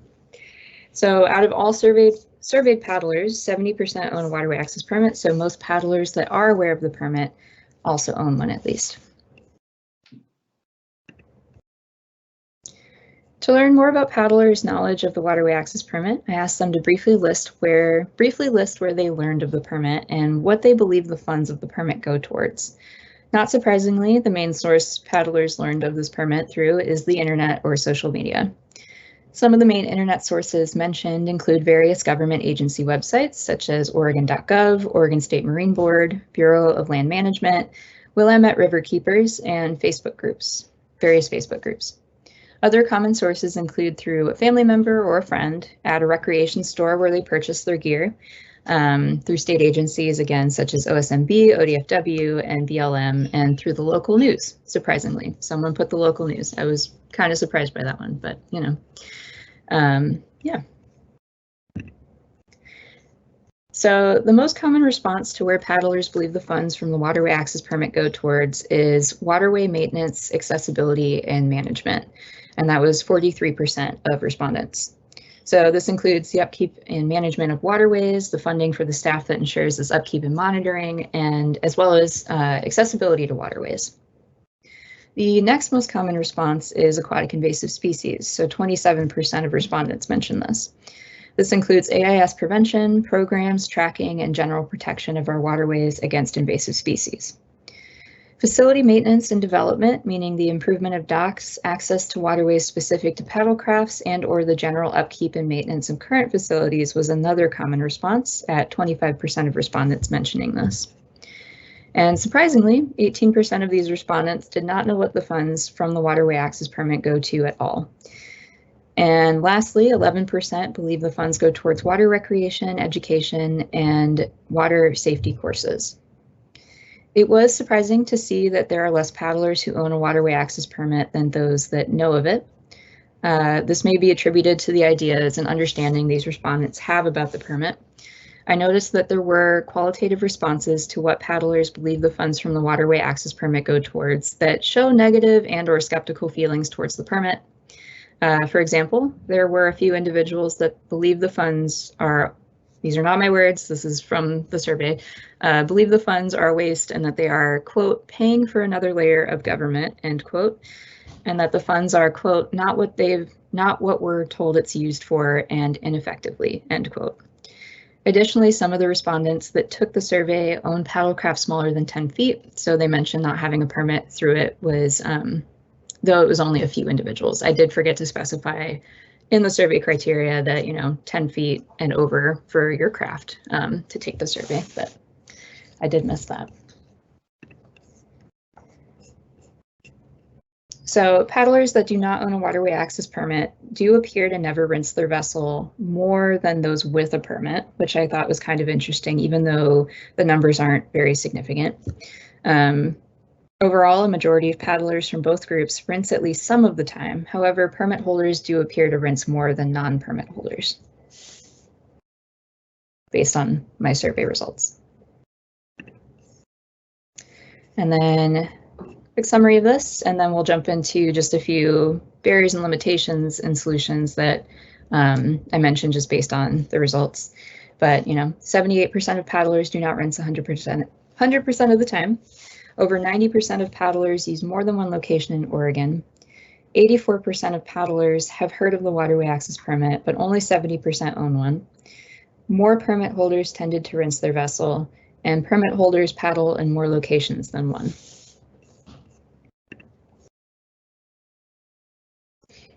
Okay, so there appears to be a few clear barriers to why people do not rinse their gear 100% of the time, shown in the data collected. The greatest barrier to rinsing paddling gear that emerges is access to clean water. Many of the respondents to the survey do not have access to a hose at home, and if they do, they often do not have time to rinse their gear. So again, on the screen here, I have a few of the quotes that stood out to me the most from various respondents. Like this first one here, quote, "If it's not dirty and in my local waterway, I don't always rinse. Public rinse stations at popular parks and takeouts would increase my rate to almost 100%, end quote. I found that quote to kind of showcase a nice common theme that I saw from a lot of respondents. Out of the 336 respondents, those that chose to give me, a written out response giving feedback as to what would increase the rinsing frequency. Many people mentioned just having on-site water in general would increase that to always. So then a solution to this, having on-site rinsing stations would make rinsing more accessible and more convenient for paddlers. There are currently several projects underway. I left this part in. So from what I could find with what the waterway access permit funds, just again, based on my own research, it seems like the funds are going to increasing accessibility for non-motorized paddlecraft and facility improvements and adding things such as vault toilets and improving parking lots specific to paddlecraft users. However, I didn't see any clear mention of adding rinsing stations for paddlers, so I do think that might be a good consideration for future funding. Using the funds from the waterway access permit to establish on-site rinsing facilities for paddlers may be a good way to not only get more paddlers to rinse, but also act as a means for advertising the waterway access permit. There could be a plaque on the facility stating that the station was funded by these permits so that other paddlers may become interested in learning more about how to get other facilities built. Studies have shown that showing recreators where their money goes from fees associated with recreational activity increases the likelihood of supporting this action. So showing the paddling population where their money from the waterway access permit is going is likely to encourage greater participation.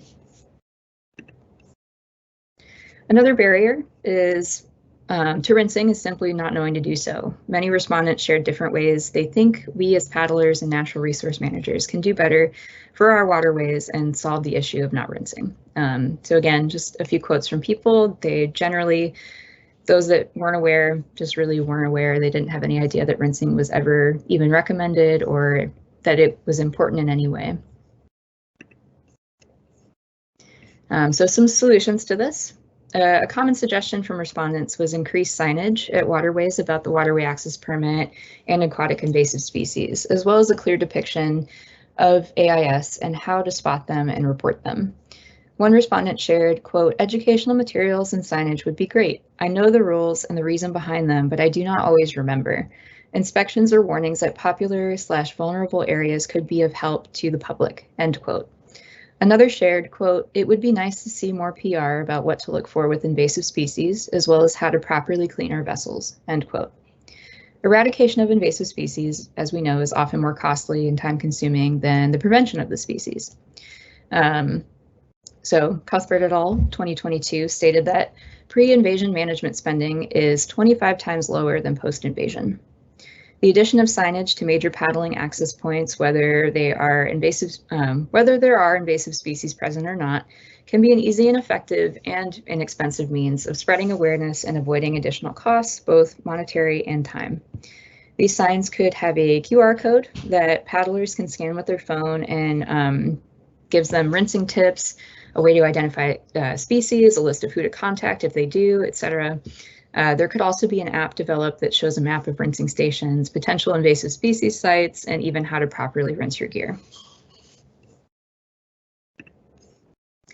And so another solution, I shared with Josh, and I believe he shared with all of you, the online informational flipbook that I developed to help paddlers learn the importance of clean, drain, dry, and how to, participate in protecting Oregon waterways. So this is just a clip of some of the pages that I created from the flipbook, and hopefully you all have time to look through that eventually, or have already, either way. But I do hope that this can be of use to paddlers throughout Oregon and eventually maybe other places, and help encourage people to learn more about local invasive species and what you can do as a community member to help prevent the spread of them. I know it did just get published through Sea Grant as well, so that is official. And yeah, it was a lot of fun making, and I really enjoy combining art and science together. And it's really cool to see how these two passions of mine have come together over time, and I hope to continue to use them in that way. And so to wrap things up, some future considerations. One of the main interests I have now is to learn more about how paddlers define terms such as clean or dirty, as I mentioned earlier, when discussing the state of their gear, what rinsing entails. A clean vessel or gear item to one paddler may be considered dirty to another. For example, some paddlers state that they rinse if their vessel is dirty, while others state that they rinse if their vessel is visibly dirty. Visibly dirty can also range in meaning depending on the paddler you talk to. One respondent shared, quote, "No water hose available at takeout, and it's always clean, ... unlike boats that sit in the docks," end quote. The paddler quoted appears to believe that their vessel will only get dirty if it is stored on the water. Another respondent goes so far as to power wash their vessels after every single trip, while others consider toweling off their vessel to be sufficient. Defining what makes a paddlecraft or a piece of gear clean or dirty, and education and outreach materials can help paddlers understand when rinsing is necessary and what actions are enough to truly clean their gear. It would also be beneficial to have a better understanding of what paddlers mean when they say rinsing. According to Shannon et al. 2018, water recreation equipment that stays damp can continue to be habitable by AIS for a minimum of 16 days, if not cleaned and dried. Air drying is shown to help eliminate certain species, but takes several days for a significant number of them to become deceased. Power washing vessels and gear is another effective way to rinse, though not everyone has access to that type of equipment. You can also disinfect your gear specifically, such as PFD or other items you wore that got wet and that can be submerged or sprayed with disinfectant. However, paddlers have to be careful to not let the disinfectant enter waterways, since that can be harmful to other local species that are present. So based on the response from individuals who are rinsing, it is uncertain that any of them meet these requirements. And for a quick closing, with this project, I was able to transform my love for art and science into something that houses both, as I mentioned earlier. One of the most important things I learned from this project is that paddlers are generally interested in doing what is best for the waterways and learning how to be better, and then sharing that information with fellow paddlers. One paddler shared, quote, "I'm actually feeling like a jerk right now that I may have unknowingly been spreading invasive species. I'm going to become better informed and help others to be as well," end quote. Others requested that I share the results of my findings, as well as included that they would love to learn more about proper rinsing and AIS identification. It impressed me that nearly all 336 respondents took the time to not only answer all 35 questions in my survey, but also provide detailed and informative responses to the open-ended portions. Additionally, so many shared ways they think will help increase rinsing and educating the public on AIS and rinsing. This shows that they want to care for and protect Oregon waterways. They just need the tools to do so. As mentioned previously, rinsing any less than 100% of the time combined with using more than one body of water increases the chance of spreading invasive species. In addition, the study is only based on paddlers that live in Oregon and does not consider paddlers that live in outside states that come into Oregon to use the waterways. The results may also be skewed to women and an older age range. Overall, based on the information gathered and assessed in this report, I believe Oregonian paddlers exhibit behaviors that can spread AIS. However, I also believe they are more than willing to learn how to do better for waterways and each other. Going forward, there is always going to be interaction between the environment and people. We are part of it. There needs to be consideration for what this overlap means, how we are communicating with and supporting each other, and how we can enjoy the waterways we love while also contributing to their protection. Because of course, caring for waterways is caring for each other. Thank you. And this is my dog Ty. He loves paddleboarding with me. I take him all the time. He just sleeps at the front of it and he loves it, but you know. Yeah, and if you have any questions, please feel free to let me know. And if you would rather email me, I can forward my email after too, so. Thank you so much. It was very informative. So you said that your flipbook has been published through Sea Grant. Is there is it going to be linked to on a number of websites? And maybe Josh, is there a way that we can link to it on our AIS page? We plan to disseminate it, especially electronically, as much as we possibly can. So we're close to Memorial Day. We plan to share it on social media. Fantastic. And yeah, because it's kudos to us on putting that together. Because I started looking at it and I hadn't seen Josh's note that you'd actually done the artwork, and I was just amazed by it. And it's like, oh my gosh, she not only did the research, but the art, and that was just really stunning. So thank you so much. Thank you. Yeah. Any questions? Just congratulations to you, Alyssa. It was a great thesis. What an interesting topic to go ahead and combine your passions, all of your passions, including paddling. Again, I thought that the book that you had put together was fabulous. It was very succinct. I think that there will be people who will really benefit from having that available. Thank you. And your solutions or your suggestions for solutions, I thought were very good too. And it's something that we should, as the Marine Board, consider with some of the AIS funding available that we have, the Waterway Access Permit. So, And actually, I was trying to catch Janine's eye during that. With regard to the rinsing station, is that would that be an eligible That expense? is not eligible for the grant funds, but it is from the AIS. Okay. Yeah, so I mean, it's waterway access, remember, 30% of waterway access permit revenue is AIS. right. And so that, and as Glenn, myself, ODF&W as well, as we continue to talk about new, maybe more creative ways to spend some of those AIS funds other than just, the inspection stations, which is certainly important, but we have some other funds available. Things like the suggestions that she mentioned are certainly part of the conversation, and we're trying to initiate conversations with some of those facility operators that say, hey, there is maybe a need here for things like rinsing stations, and we may be able to foot that bill. Great. Oh, thanks very much for the presentation. I really appreciate the fact that your dog has a life jacket on. Thank you. Oh yeah, yep. He is clumsy. Safety first. Yeah. Any other questions or comments? Thank Thank you so much, Alyssa. Yeah. Thank you so much for having me, and have a good rest of your day. So it is 11:30-ish. Would we like to take another break before we dive into the discussion of the waterway access program? Board members? How long do you think you'll be? Probably about that might help them decide. Yeah. Assume I it's mean- more than 5 minutes, less than an hour.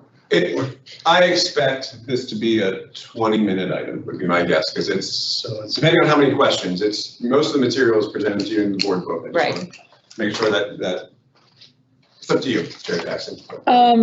Andrew, about how long is your presentation going to be? approximately 20 minutes. Why don't we take a quick break? Well, I need 15 minutes. We're gonna take a break. And of course, the question for Jennifer, are the sandwiches here?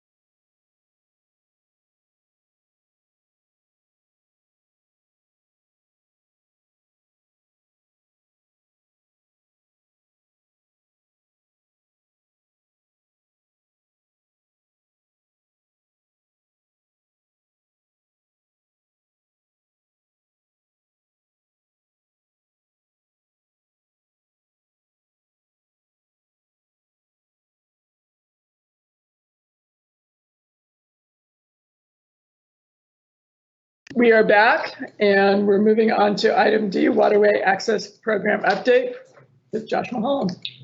Thank you very much. And the timing of this item and having this item with the last one at this board meeting is quite fortuitous because Alyssa talked some about waterway access permits and perceptions on that. And we plan to continue that conversation now and at a future board meeting.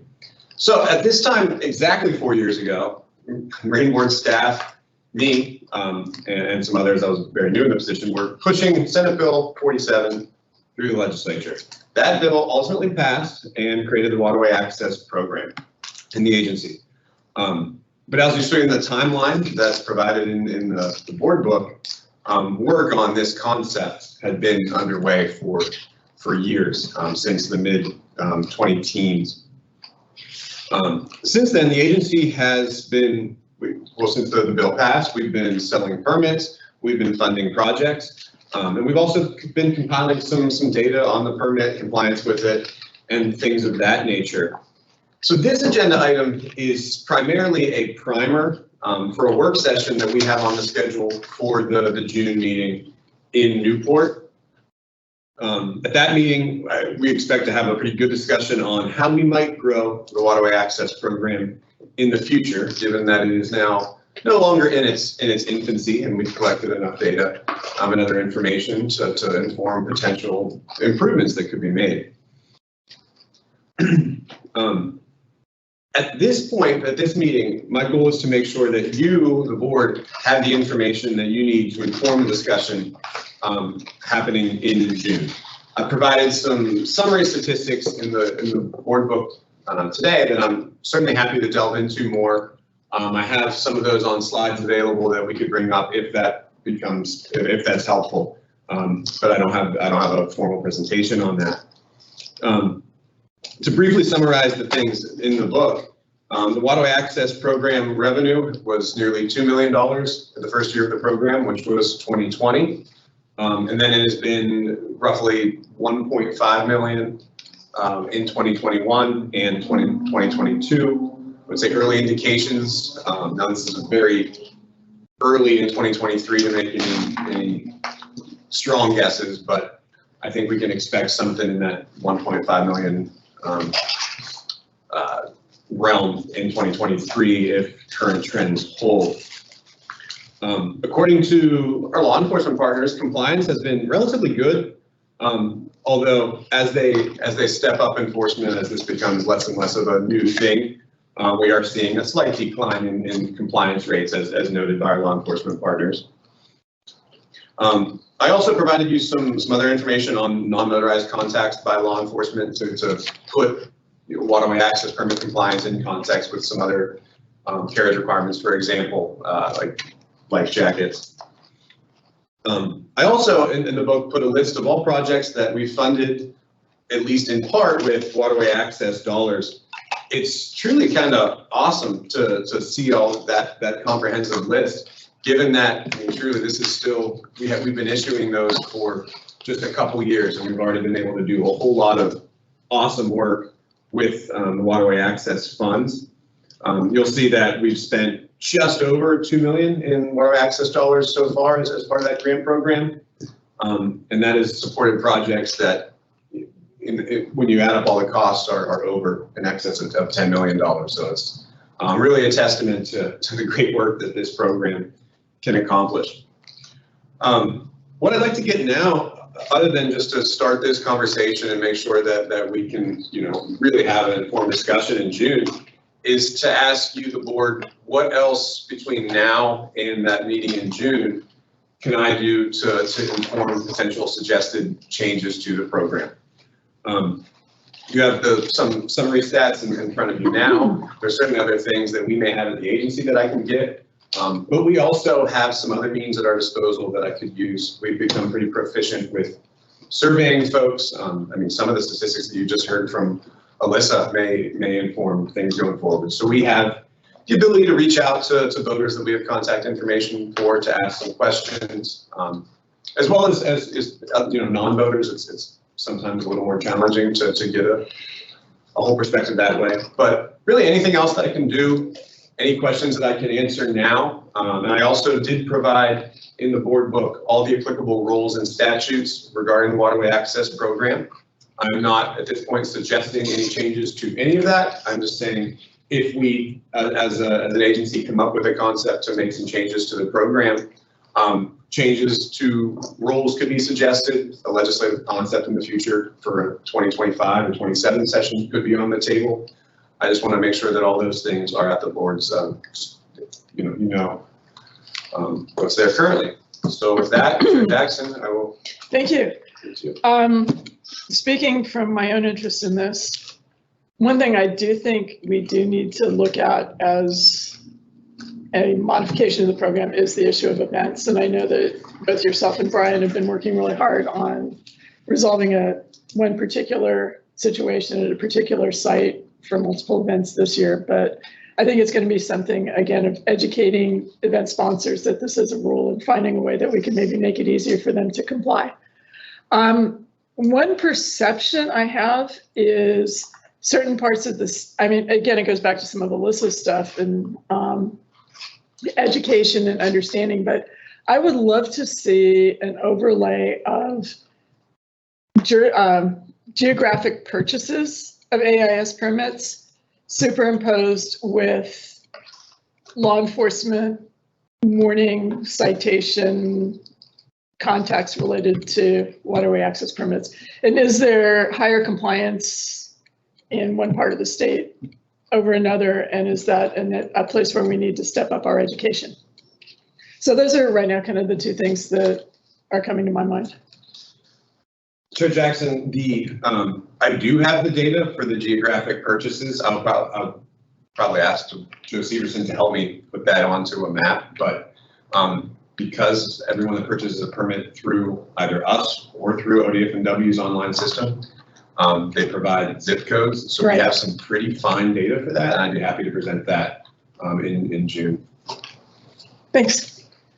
Anybody else have questions or comments for Josh? Well, the vendor sales was one that was on mine also, just to see what that, so it's redundant to go over that.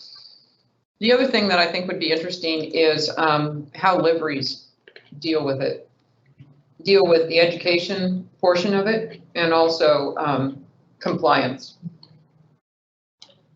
So a couple things there, remember earlier, as far as the vendor sales go, something I didn't know, but it's just important to keep in mind that for waterway access permits, I don't have the data for 2022, but previously, roughly 80% of those were actually sold through ODF&W's system and not our own. So either through their online system, and I'll be honest with you, myself included. I buy my fishing license, my shellfish license, and then get my waterway access permit all through ODF&W, and it's convenient because then it's all stored in the same kind of online file. I'll hold you for a second because that was not my intention. I didn't mean the actual permits itself. I just meant for people purchasing boats and things like that. Okay. The actual craft. So.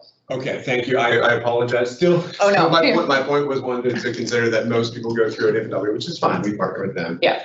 I think you've identified an area for improvement in the trying to get folks, just to educate them as they're purchasing, watercraft. We've had some success building relationships with some smaller vendors in the Portland area. A lot of that's been Justin's work of, hey, you're selling boats, we kind of do boat type things. Do you mind if we put some information here in your store? And that's been positive. Getting some of the bigger vendors, Next Adventure is one thing. Trying to get Costco or Amazon to do things for us has been maybe more challenging, but I think I agree. We can do better there, and I think we should continue to have that conversation in June. And then regarding liveries, I don't know if I provided data that fine. I think I did. I mean, we have roughly a little over 100 liveries that buy discounted waterway access permits. I think we're aware that that's probably not 100% of all the liveries that would need those permits in the state. And so, and doing outreach through that program, I think is probably something that we also should look into going forward. Thank you. I was going to comment also on the livery thing that some of the Portland area rowing coaches have figured out that the livery permit for organizationally owned boats is a great way to meet the requirement without a huge financial hit to their organization. And I know that concept could be spread to some of the other colleges, universities, rowing clubs throughout the state. Great. I'm interested to figure out how this fits in the new governor's diversity social economic program. I think it would be beneficial for us to get her support as well as the current administration support in what we're doing here, so we can expand this program and improve more of the community relationships we have in the boating community. I think, as I said earlier, this is very successful, and I think it has great potential to reach out further. And if we can get the support from the governor and the administration, I think that would really help us bring more people into the boating community. So I would like to explore that aspect of it some more. Remember with you, that's an excellent point and something that I will take and run with. There is a challenge here, right? That the program supports wonderful things, both in the facility side and some of the educational type things, the programs that we've been able to fund. To fund things, we need money, and anything that could increase revenue can and will be viewed negatively by some parts of the population at least. So I think we need to continue to stress to all parties that we're doing really good things with this work. I certainly will reach out to the governor's office and be like, hey, do you have any perspectives on this? I expect the answer will be something along the lines of like, if the community support it, then we certainly support it, but we're going to have to do some work on the front end to say, why we need to continue to grow this program. Do we know of any grant programs that may aid us in this program, working with the communities and whatever their goals or intentions are, and we can get grants secured to expand the program? That's a tricky question. I mean, we have built relationships with some communities through our grants from this program. Usually it's going a different direction, right? It's our funds providing support to them and not us being able to get local grants. I'm not saying it's a possibility, but I'm not. I hear, yes, Janine. I feel like I was sitting back. I know. So the answer is yes. I have actually working with a couple different organizations where I provided them some grant resources that government agencies aren't eligible for, such as like U.S. Bank Foundation, Weyerhaeuser, Ford Foundation, to get them to apply for funds. And so this has a really high potential of being a very collaborative process for our education outreach, where a lot of these organizations have focuses. Like a couple of years ago, everything was very heavily focused on youth obesity. Now things are mental health, connection with outdoors. And so we're looking at this because some of these organizations are not just boating focused, right? They have some hiking focuses, they have skiing focuses. So if we can kind of work with them to bolster some boating pieces and they can do some pieces that aren't there, we really have a chance to make a big, benefit to those communities and those outreach areas. And we continue to see word of mouth. I have 3 small grants that will be out for public comment very shortly that all came around. One of them came from somebody who participated in one of the Willamette Riverkeepers Discovery Days, where that was mentioned about the grant program. They're part of a Latin community organization, so they've approached us directly through some of that. So we're continuing to see that. But yeah, leveraging resources, we are definitely looking at it from a physical improvement. It is harder to do that. Although water trails are recognized as a trail, they don't seem to compete as heavily as land-based trails on some of those funds. But we'll keep at it and see if we can have some successful applicants get some money. I also like the partnership with the university. If there's ways to expand that or continue it, I think it'd be great. Bring on young people out of the education system, I think is super and bodes well for voting in the future. So I would like to use this program to continue that and expand it. So maybe you could look at that too. Absolutely. And I was going to kind of building on that and building on some conversations that I've had with people out in the community of, we've been giving these grants for several cycles now, and we've seen a lot of kind of theme and variations on the same requests. And talking with those people, it's like, so where do you go from here? And it's the same sort of thing. Okay, they're not necessarily strictly voting organizations. So we keep hearing like one of the biggest issues in certain communities is just fear of the water. And I know there are some organizations out there that support swimming lessons for marginalized communities. And I believe there's like a people of color fishing group and a bunch of things where you can take what they're doing and what we're doing and kind of stack it to, again, reach even more diverse and more different crowds. And kind of, I know you're really an expert in that, but encouraging some of our grant partners who are seeking money about, ways to really like, you've done this, now let's go big. Yes. And because this is so new, I think we're going to continue to do that. Some of the discussions we're having are really exciting. One of our small grants will be funding a summer camp for migrant children to have some paddling lessons. And it's partnered with the school district. School district's providing that door-to-door transportation and lunch for these kids. This is a fantastic opportunity, as well as they're going to provide free Saturday opportunities for people to come down and experience it and do some things. I think this piggybacking onto stuff can continue to grow.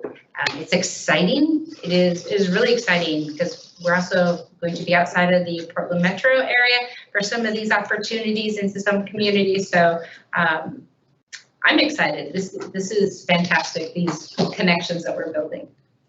Thank you. Any other comments or questions? Between now and the June meeting, if there's anything that I can bring to you then to inform a discussion, on improvements that could be made, or you just want to talk about, let me know, and I'm happy to try to bring those to you. All right, thank you, Josh. Thank you. Our next item is the registration program update, item E, with Andrew.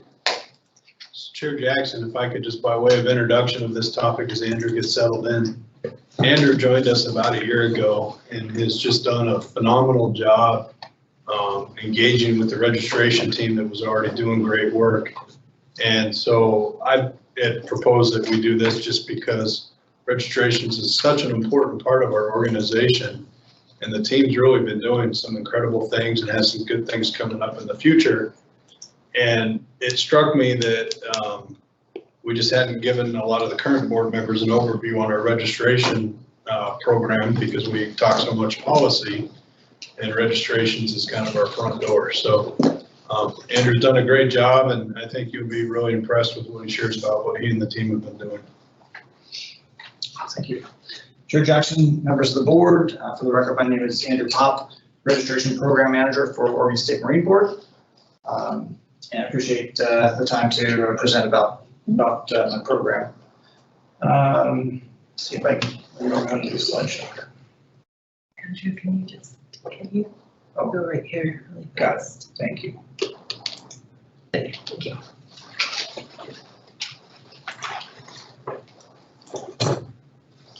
Okay. So today I'm going to talk a little bit about my employees, some of the areas within my section, and our workflow, and then what we're working on in 2023. So here's the employees I've got. I've been really blessed to have a great group of people, really dedicated employees. When I started, within the first few months, I had a couple, three folks retired. So that left 6 experienced folks, and then we had to add some new people. So we've got, if we look at like our receptionist, she started in August. So Renee's pretty new, but she's been an awesome addition to the team, really has proved her worth. Sam, same type of thing. We hired her late last year as one of our data entry. Kristen, she has over 15 years of experience here. And we brought on a temporary Ashley to help with some of our backlog. And she's been a nice addition to help with that area. Amy, John, Krista, all of them with being our title processors and customer service over the phone, they all have more than 15 years of experience here. And Stephanie is one of our new hires for the customer service and title processing. She's been outstanding. And then Zach, also another title processor, he's been with us, I think almost 2 years. So fairly new still, but he does good work with our customers for sure. And then Melinda, she has been here for 29 years. So she's been a really great resource for myself coming in as a new employee. And she's always very good with our team, being a subject matter expert and really a great, I guess, resource and just foundation for the team. So. I think we believe with all of our other retirements that Melinda is now the long-termer for the agency. So she now has rank seniority in the agency for 10 years, 21 years. So just going over the reception area a little bit, these are some of the things that Renee does. One of the things when we interviewed Renee that I really liked is she had a passion for customer service. She really liked to interact with folks, and she has a boating connection. And then on top of that, she was very interested in being busy. She wanted to have other work to do when she wasn't helping a customer. And she has definitely fulfilled that obligation very, very well. She just has a really unique way of connecting with our boaters. Whenever I'm kind of walking through that area, sometimes I'll stop and listen in and kind of see how the conversation's going, and I'm never disappointed. I'm always very, very pleased, and it's just really cool to hear her connect with our boaters and whoever's coming in the front, and that's kind of a lot of times that's the face of the organization, and she really gives a great example of that. And on top of that, she's always looking for ways to help out the unit with additional tasks, and some of those are like our return mail and sold boat notices. There's always something that she's looking to help, whether it's filing or helping with our applications. She does a really, really nice job for us. So been extremely pleased with her. Our data entry folks, they've got a lot of tasks to juggle. Essentially, their main duty is that data entry piece, and what that is they are taking applications and they are entering the boat information, the customer information into our systems, and essentially preparing that title and/or registration transaction to go through the approval process, which goes to the next step with our customer service / title processors.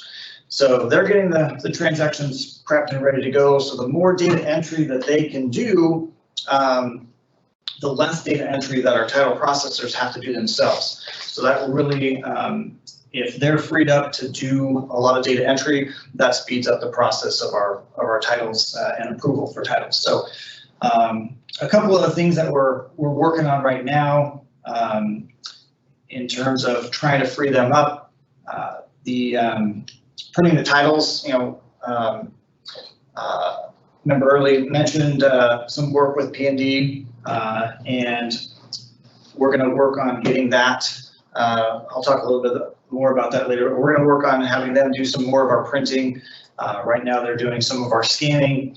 And that's one of the things that also, when we're doing our data entry, when they bring in the applications, in the past, they've had to scan each page in, and then we have these physical files that we have to deal with. And if we want to find a transaction, we have to go to the shelf and dig through all the different paperwork that we have. What we've done with P&D is we have arranged with them where we ship a box of our paperwork over to them, and then they will image it, and then those images are sent over in a file, and they're in a PDF format that's actually searchable. So if we get a phone call from a customer who's asking about their transaction, it's much easier to pull that up in our system and be able to help them. In terms of slowing down our process, I would say it hasn't slowed down the process, but there was a period of time where when we first started this, we had all of our files that we had, the backlog that was waiting to be worked. We had some of that sent over, and then if a customer called and was needing to expedite their transaction, that did kind of hold that up a little bit because they were over at P&D to be imaged. Going forward, now that all of our backlog is imaged, we're sending things over weekly in much smaller batches. So essentially, if we send something over on Friday, they have committed to being able to have those images ready for us probably around Tuesday. So it'll just be a 2-day thing. And again, the customers aren't waiting because we're working other stuff that we have already imaged. And then those just come in behind that because everything's worked in date order. So there won't be any delay. All the employees have really enjoyed that change. They feel like it's much easier to find information for our customers. It's quicker for the data entry process because they're not using physical paper. They can just pull up those transactions on their screen and data enter off of that. So they feel that that is actually saving some time. And then obviously not having to scan those papers in themselves saves a bit of time. So overall, I think it's a really good win for us. So are all of the former documents, the archive documents, or are those also going to be scanned in by P&D or searchable database type? We weren't planning on that. Essentially, once everything we have in-house is usually we keep the last 2 years of documents available. Most of the transactions that we need to find are going to be more recent transactions. It's pretty rare that we need to search something that's multiple years old.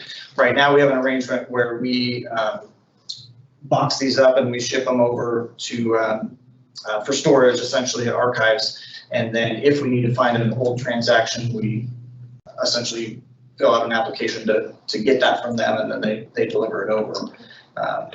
But the backlog that we had would be like the last 6 months of work or so that we had. We decided to start doing that in January. So. Thank you. And for title processing, we've got a group of five individuals that do that particular work for us.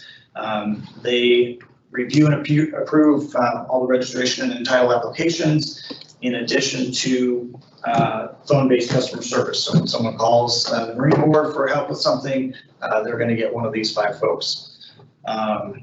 So for us, that's a challenging job to balance production in terms of getting these titles processed for folks at the same time as taking calls from customers. So that's always a challenge for them.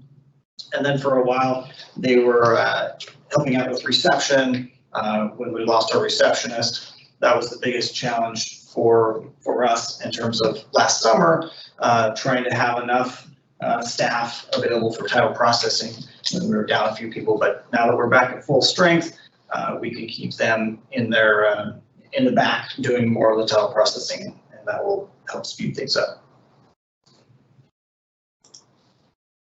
And team lead, this is Melinda. She is really the subject matter expert for the team. She has 29 years of experience, and I think has done pretty much all the positions in the unit. So she has a really firm grasp of what every position does. So she does any training of new employees. She's also the contact liaison for our agents, where around the state we have different outlets that'll take in applications and monies from the customers. and she works with them to make sure that they have what they need to provide that service. She does a lot of work with our vendor in terms of our boats database. She coordinates with them anytime there's a software update to make sure that she can test that out in a test environment before it goes live, to make sure we don't have any updates that cause issues for the employees to use that. And then she's always got a lot of good ideas when we're talking about future process improvements. She brings up a lot of good ideas and very useful in terms of when I'm thinking about what would be most beneficial to change. She's been invaluable with that, so. Okay, and this is our workflow. I kind of wanted to show how a title is produced and what this looks like. Hopefully that's large enough to see there. But there's two ways that we take in an application. Basically, we've got the top method there is coming in through the mail. We've also got our agents that are sending applications to us. And then the lobby, of course.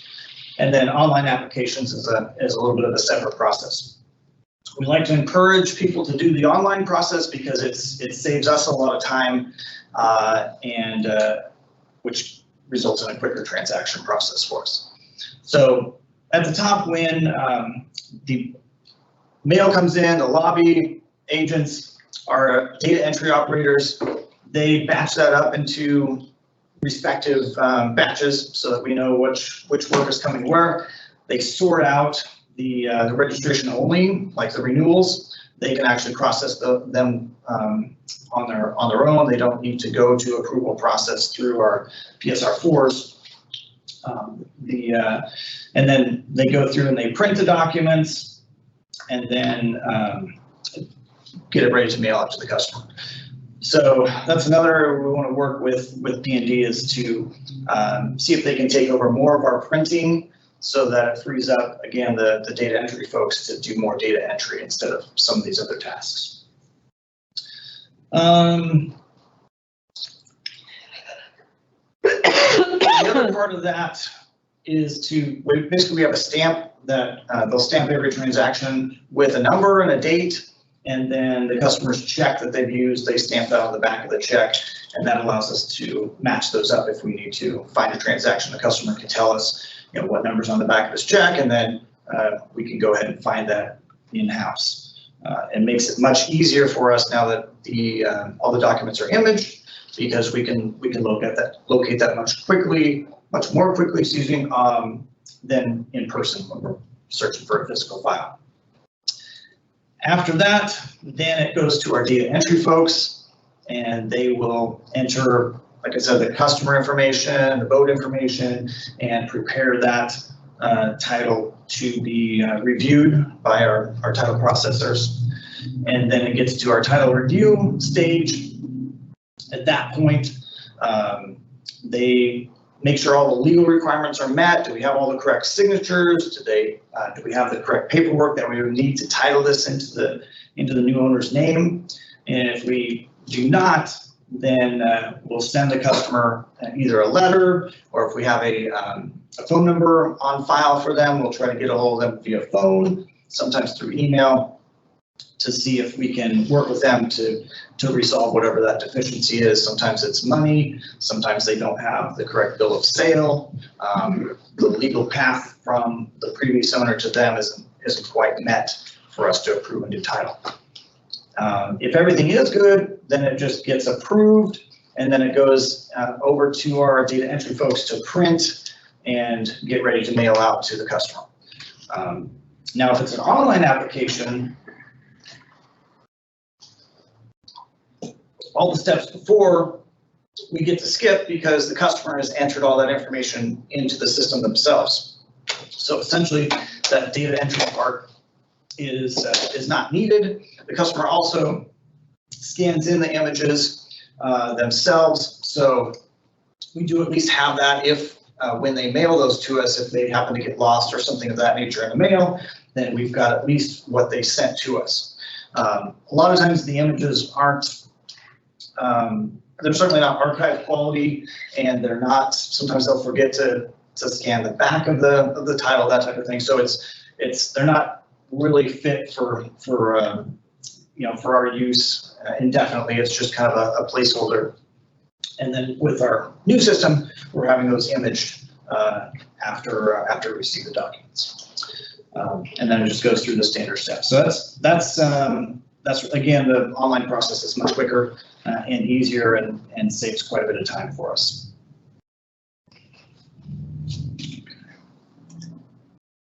And then just to give you an idea of some production numbers, over the last 12 months, more than 16,000 titles produced, 53,000 registrations, and then we've answered 36,000 phone calls. So we, again, with a small staff, I think we do a lot of work, and the staff do an excellent job of balancing our customer service with producing titles. You know what the percentage is between the online? Approximately 50% is my understanding. Reporting is a little lacking in that particular area to get an exact number. I will be working with our vendor to fill that need. That's one of the things that we're working on currently, is some of improving some of our reporting ability, as well as usability when it comes to the data entry process. So. Thank you. And then for 2023, a couple of things that we've already done. We redesigned the temporary permit that we use for our voters when they complete a transaction online or if they're in the lobby. Essentially, we got some feedback from folks that they really wanted to have a digital option.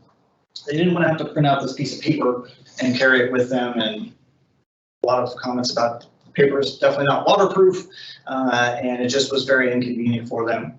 So we were able to redesign that into a PDF format. So when you complete a transaction online, or I should say submit your application online, the PDF that's available for you can then be saved to your phone or other device. And people prefer, they can certainly print that out, and that we can give them that same option in the lobby as well. The imaging piece, as we talked about, has been transferred to DAS P&D.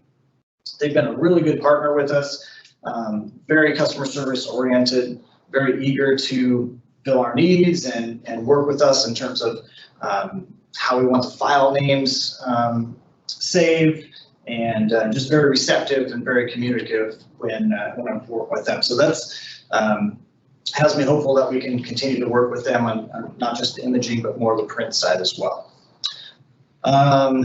And then one of the things that we're going to work on here really shortly is the registration stickers for 2025. Essentially, one of the roadblocks in terms of printing at P&D that we've had in the past is the registration stickers. When we try to have them print on them, apparently those did not go through the machines well and gummed up the machine, and they weren't able to print on those stickers. So we've talked to all parties involved, really, and law enforcement, and what we want to do is eliminate the OR number on the actual registration sticker itself. Not having to print on that registration sticker will allow us to basically contract with P&D so that they can print our registration cards separately, as well as all of our titles, all of our registrations, and that way they will be able to fulfill that need for us, and we won't have to do our own printing in-house, which takes up a significant amount of time. I would say probably if we can have the printing transferred to them as well as the scanning, we're probably going to save close to 1 FTE for that in terms of both of those together. So just to move on, brother, make a point there. Sure. Andrew and I have had a lot of conversations about this, and his experience, my experience. This isn't an effort to eliminate an FTE.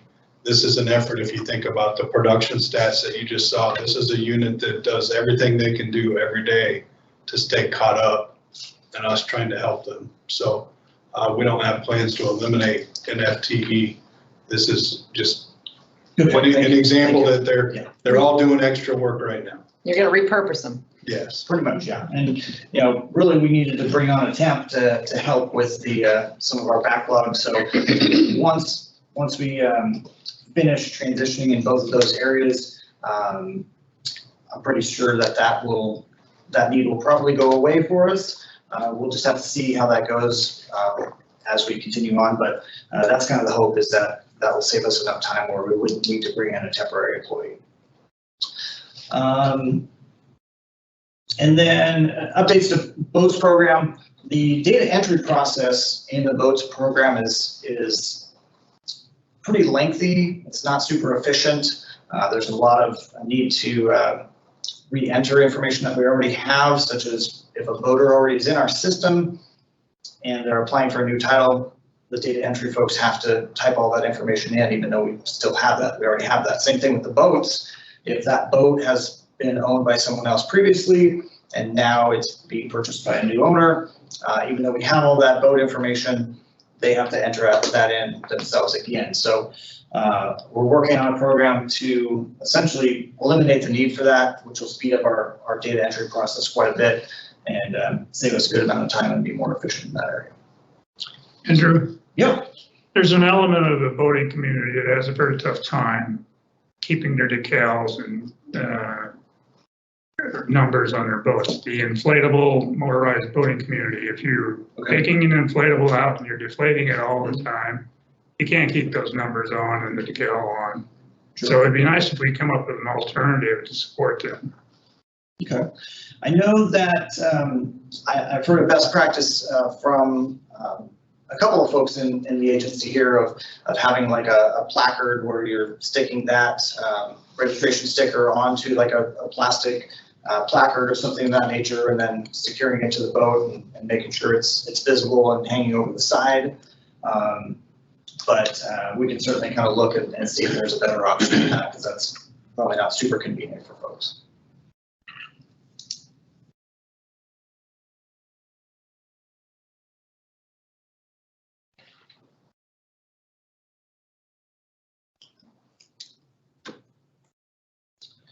And that's all I have. I appreciate the opportunity to present and take any questions. So my time with law enforcement, registration and putting the numbers on the boat seems to be the biggest issue that they deal with all the time. I don't know how we can address that. A lot of it's just ignorance or unwillingness of the boater.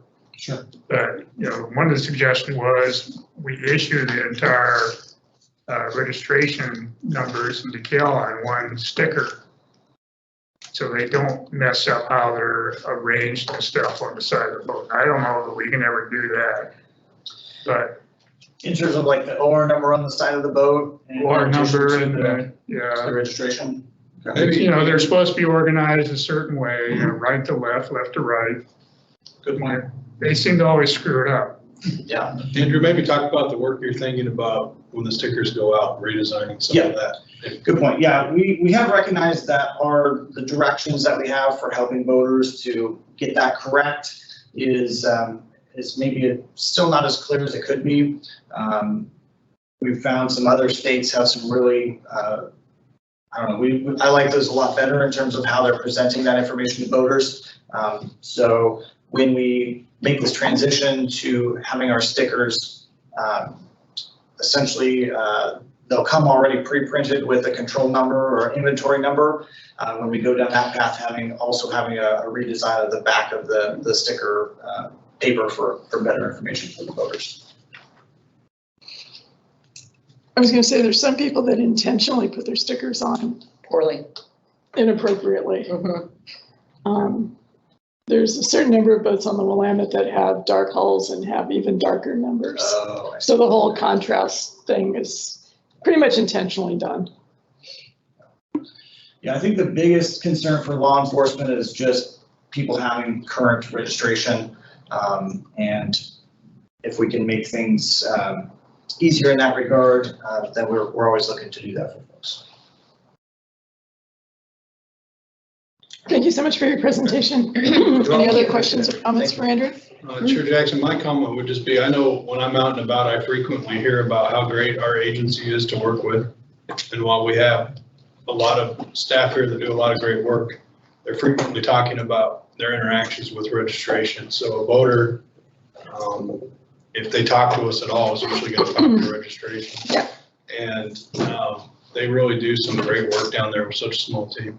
And I just want to add, we had that board staff day last summer, and you had been here like a month or something, and you were talking about some of your kind of ideas and goals and objectives with the program. And it's really great to see that you actually are carrying through with those. They're actually working out really good. So hopefully you'll stay on. I intend to. Thank you, I appreciate it. Well, we'll see what happens Monday. Yes. 3 days left. Okay, so with that, item F, board timelines, Director Warren. Sure, Chair Jackson. Point out, June is going to be a full agenda. We are going to, I think, tentatively in our minds now, need to start around 10 o'clock on the Tuesday. Then that'll be a work session on waterway access. And then we'll break for lunch. Afternoon, we'll do, since we're right there, an opportunity to show you talk about Clean Marina program. And we've invited one of the charter captains to spend some time just talking to you about what it's like to be in the charter industry. It's Jack Cravens with Cracker Jack. And assuming he doesn't have a double trip that day, we'll get his time. I'm sure he won't cut a trip off. I wouldn't want him to. But he's agreed to come and talk with us about that. We'll have a board dinner that evening, and then the next day we'll come and have the grant meeting. And the grant meeting, of course, is usually a full day of grants. And so that's part of why we structured that way, is that we wanted to make sure we had adequate time for grants. And as a reminder with that, part of why we do this one in June instead of July is just as we start a new biennium, this lets us get ahead of grants and getting people to use the money, so we're not waiting too long to where we start to miss windows and in-water windows and different things. So June will be full. I've added on from today a procurement. We'll put that on for October to have Christy come back and talk about procurement and what goes on with that program. And so if there's any other things you would like us to add, I'd be happy to. Well, that Wednesday, we'll also have an executive session for director review. So we will be very busy. Yes. So, I know you're trying to miss that part. No, yeah, right, that's right. Yeah, it's going to be it'll be a full. It's going to be a fun day. That's right. So if there's anything, and if you think of something as you're driving home that you're just interested in, curious about, we're happy to add any future timeline agenda items that we need. So sounds good. So you basically covered the other business, which is our next board meeting is Wednesday, June 28th in Newport, with a work session on Tuesday, June 27th, and starting that work session early in the morning. So any other questions, comments? All right, our April 26th meeting is adjourned. Thank you.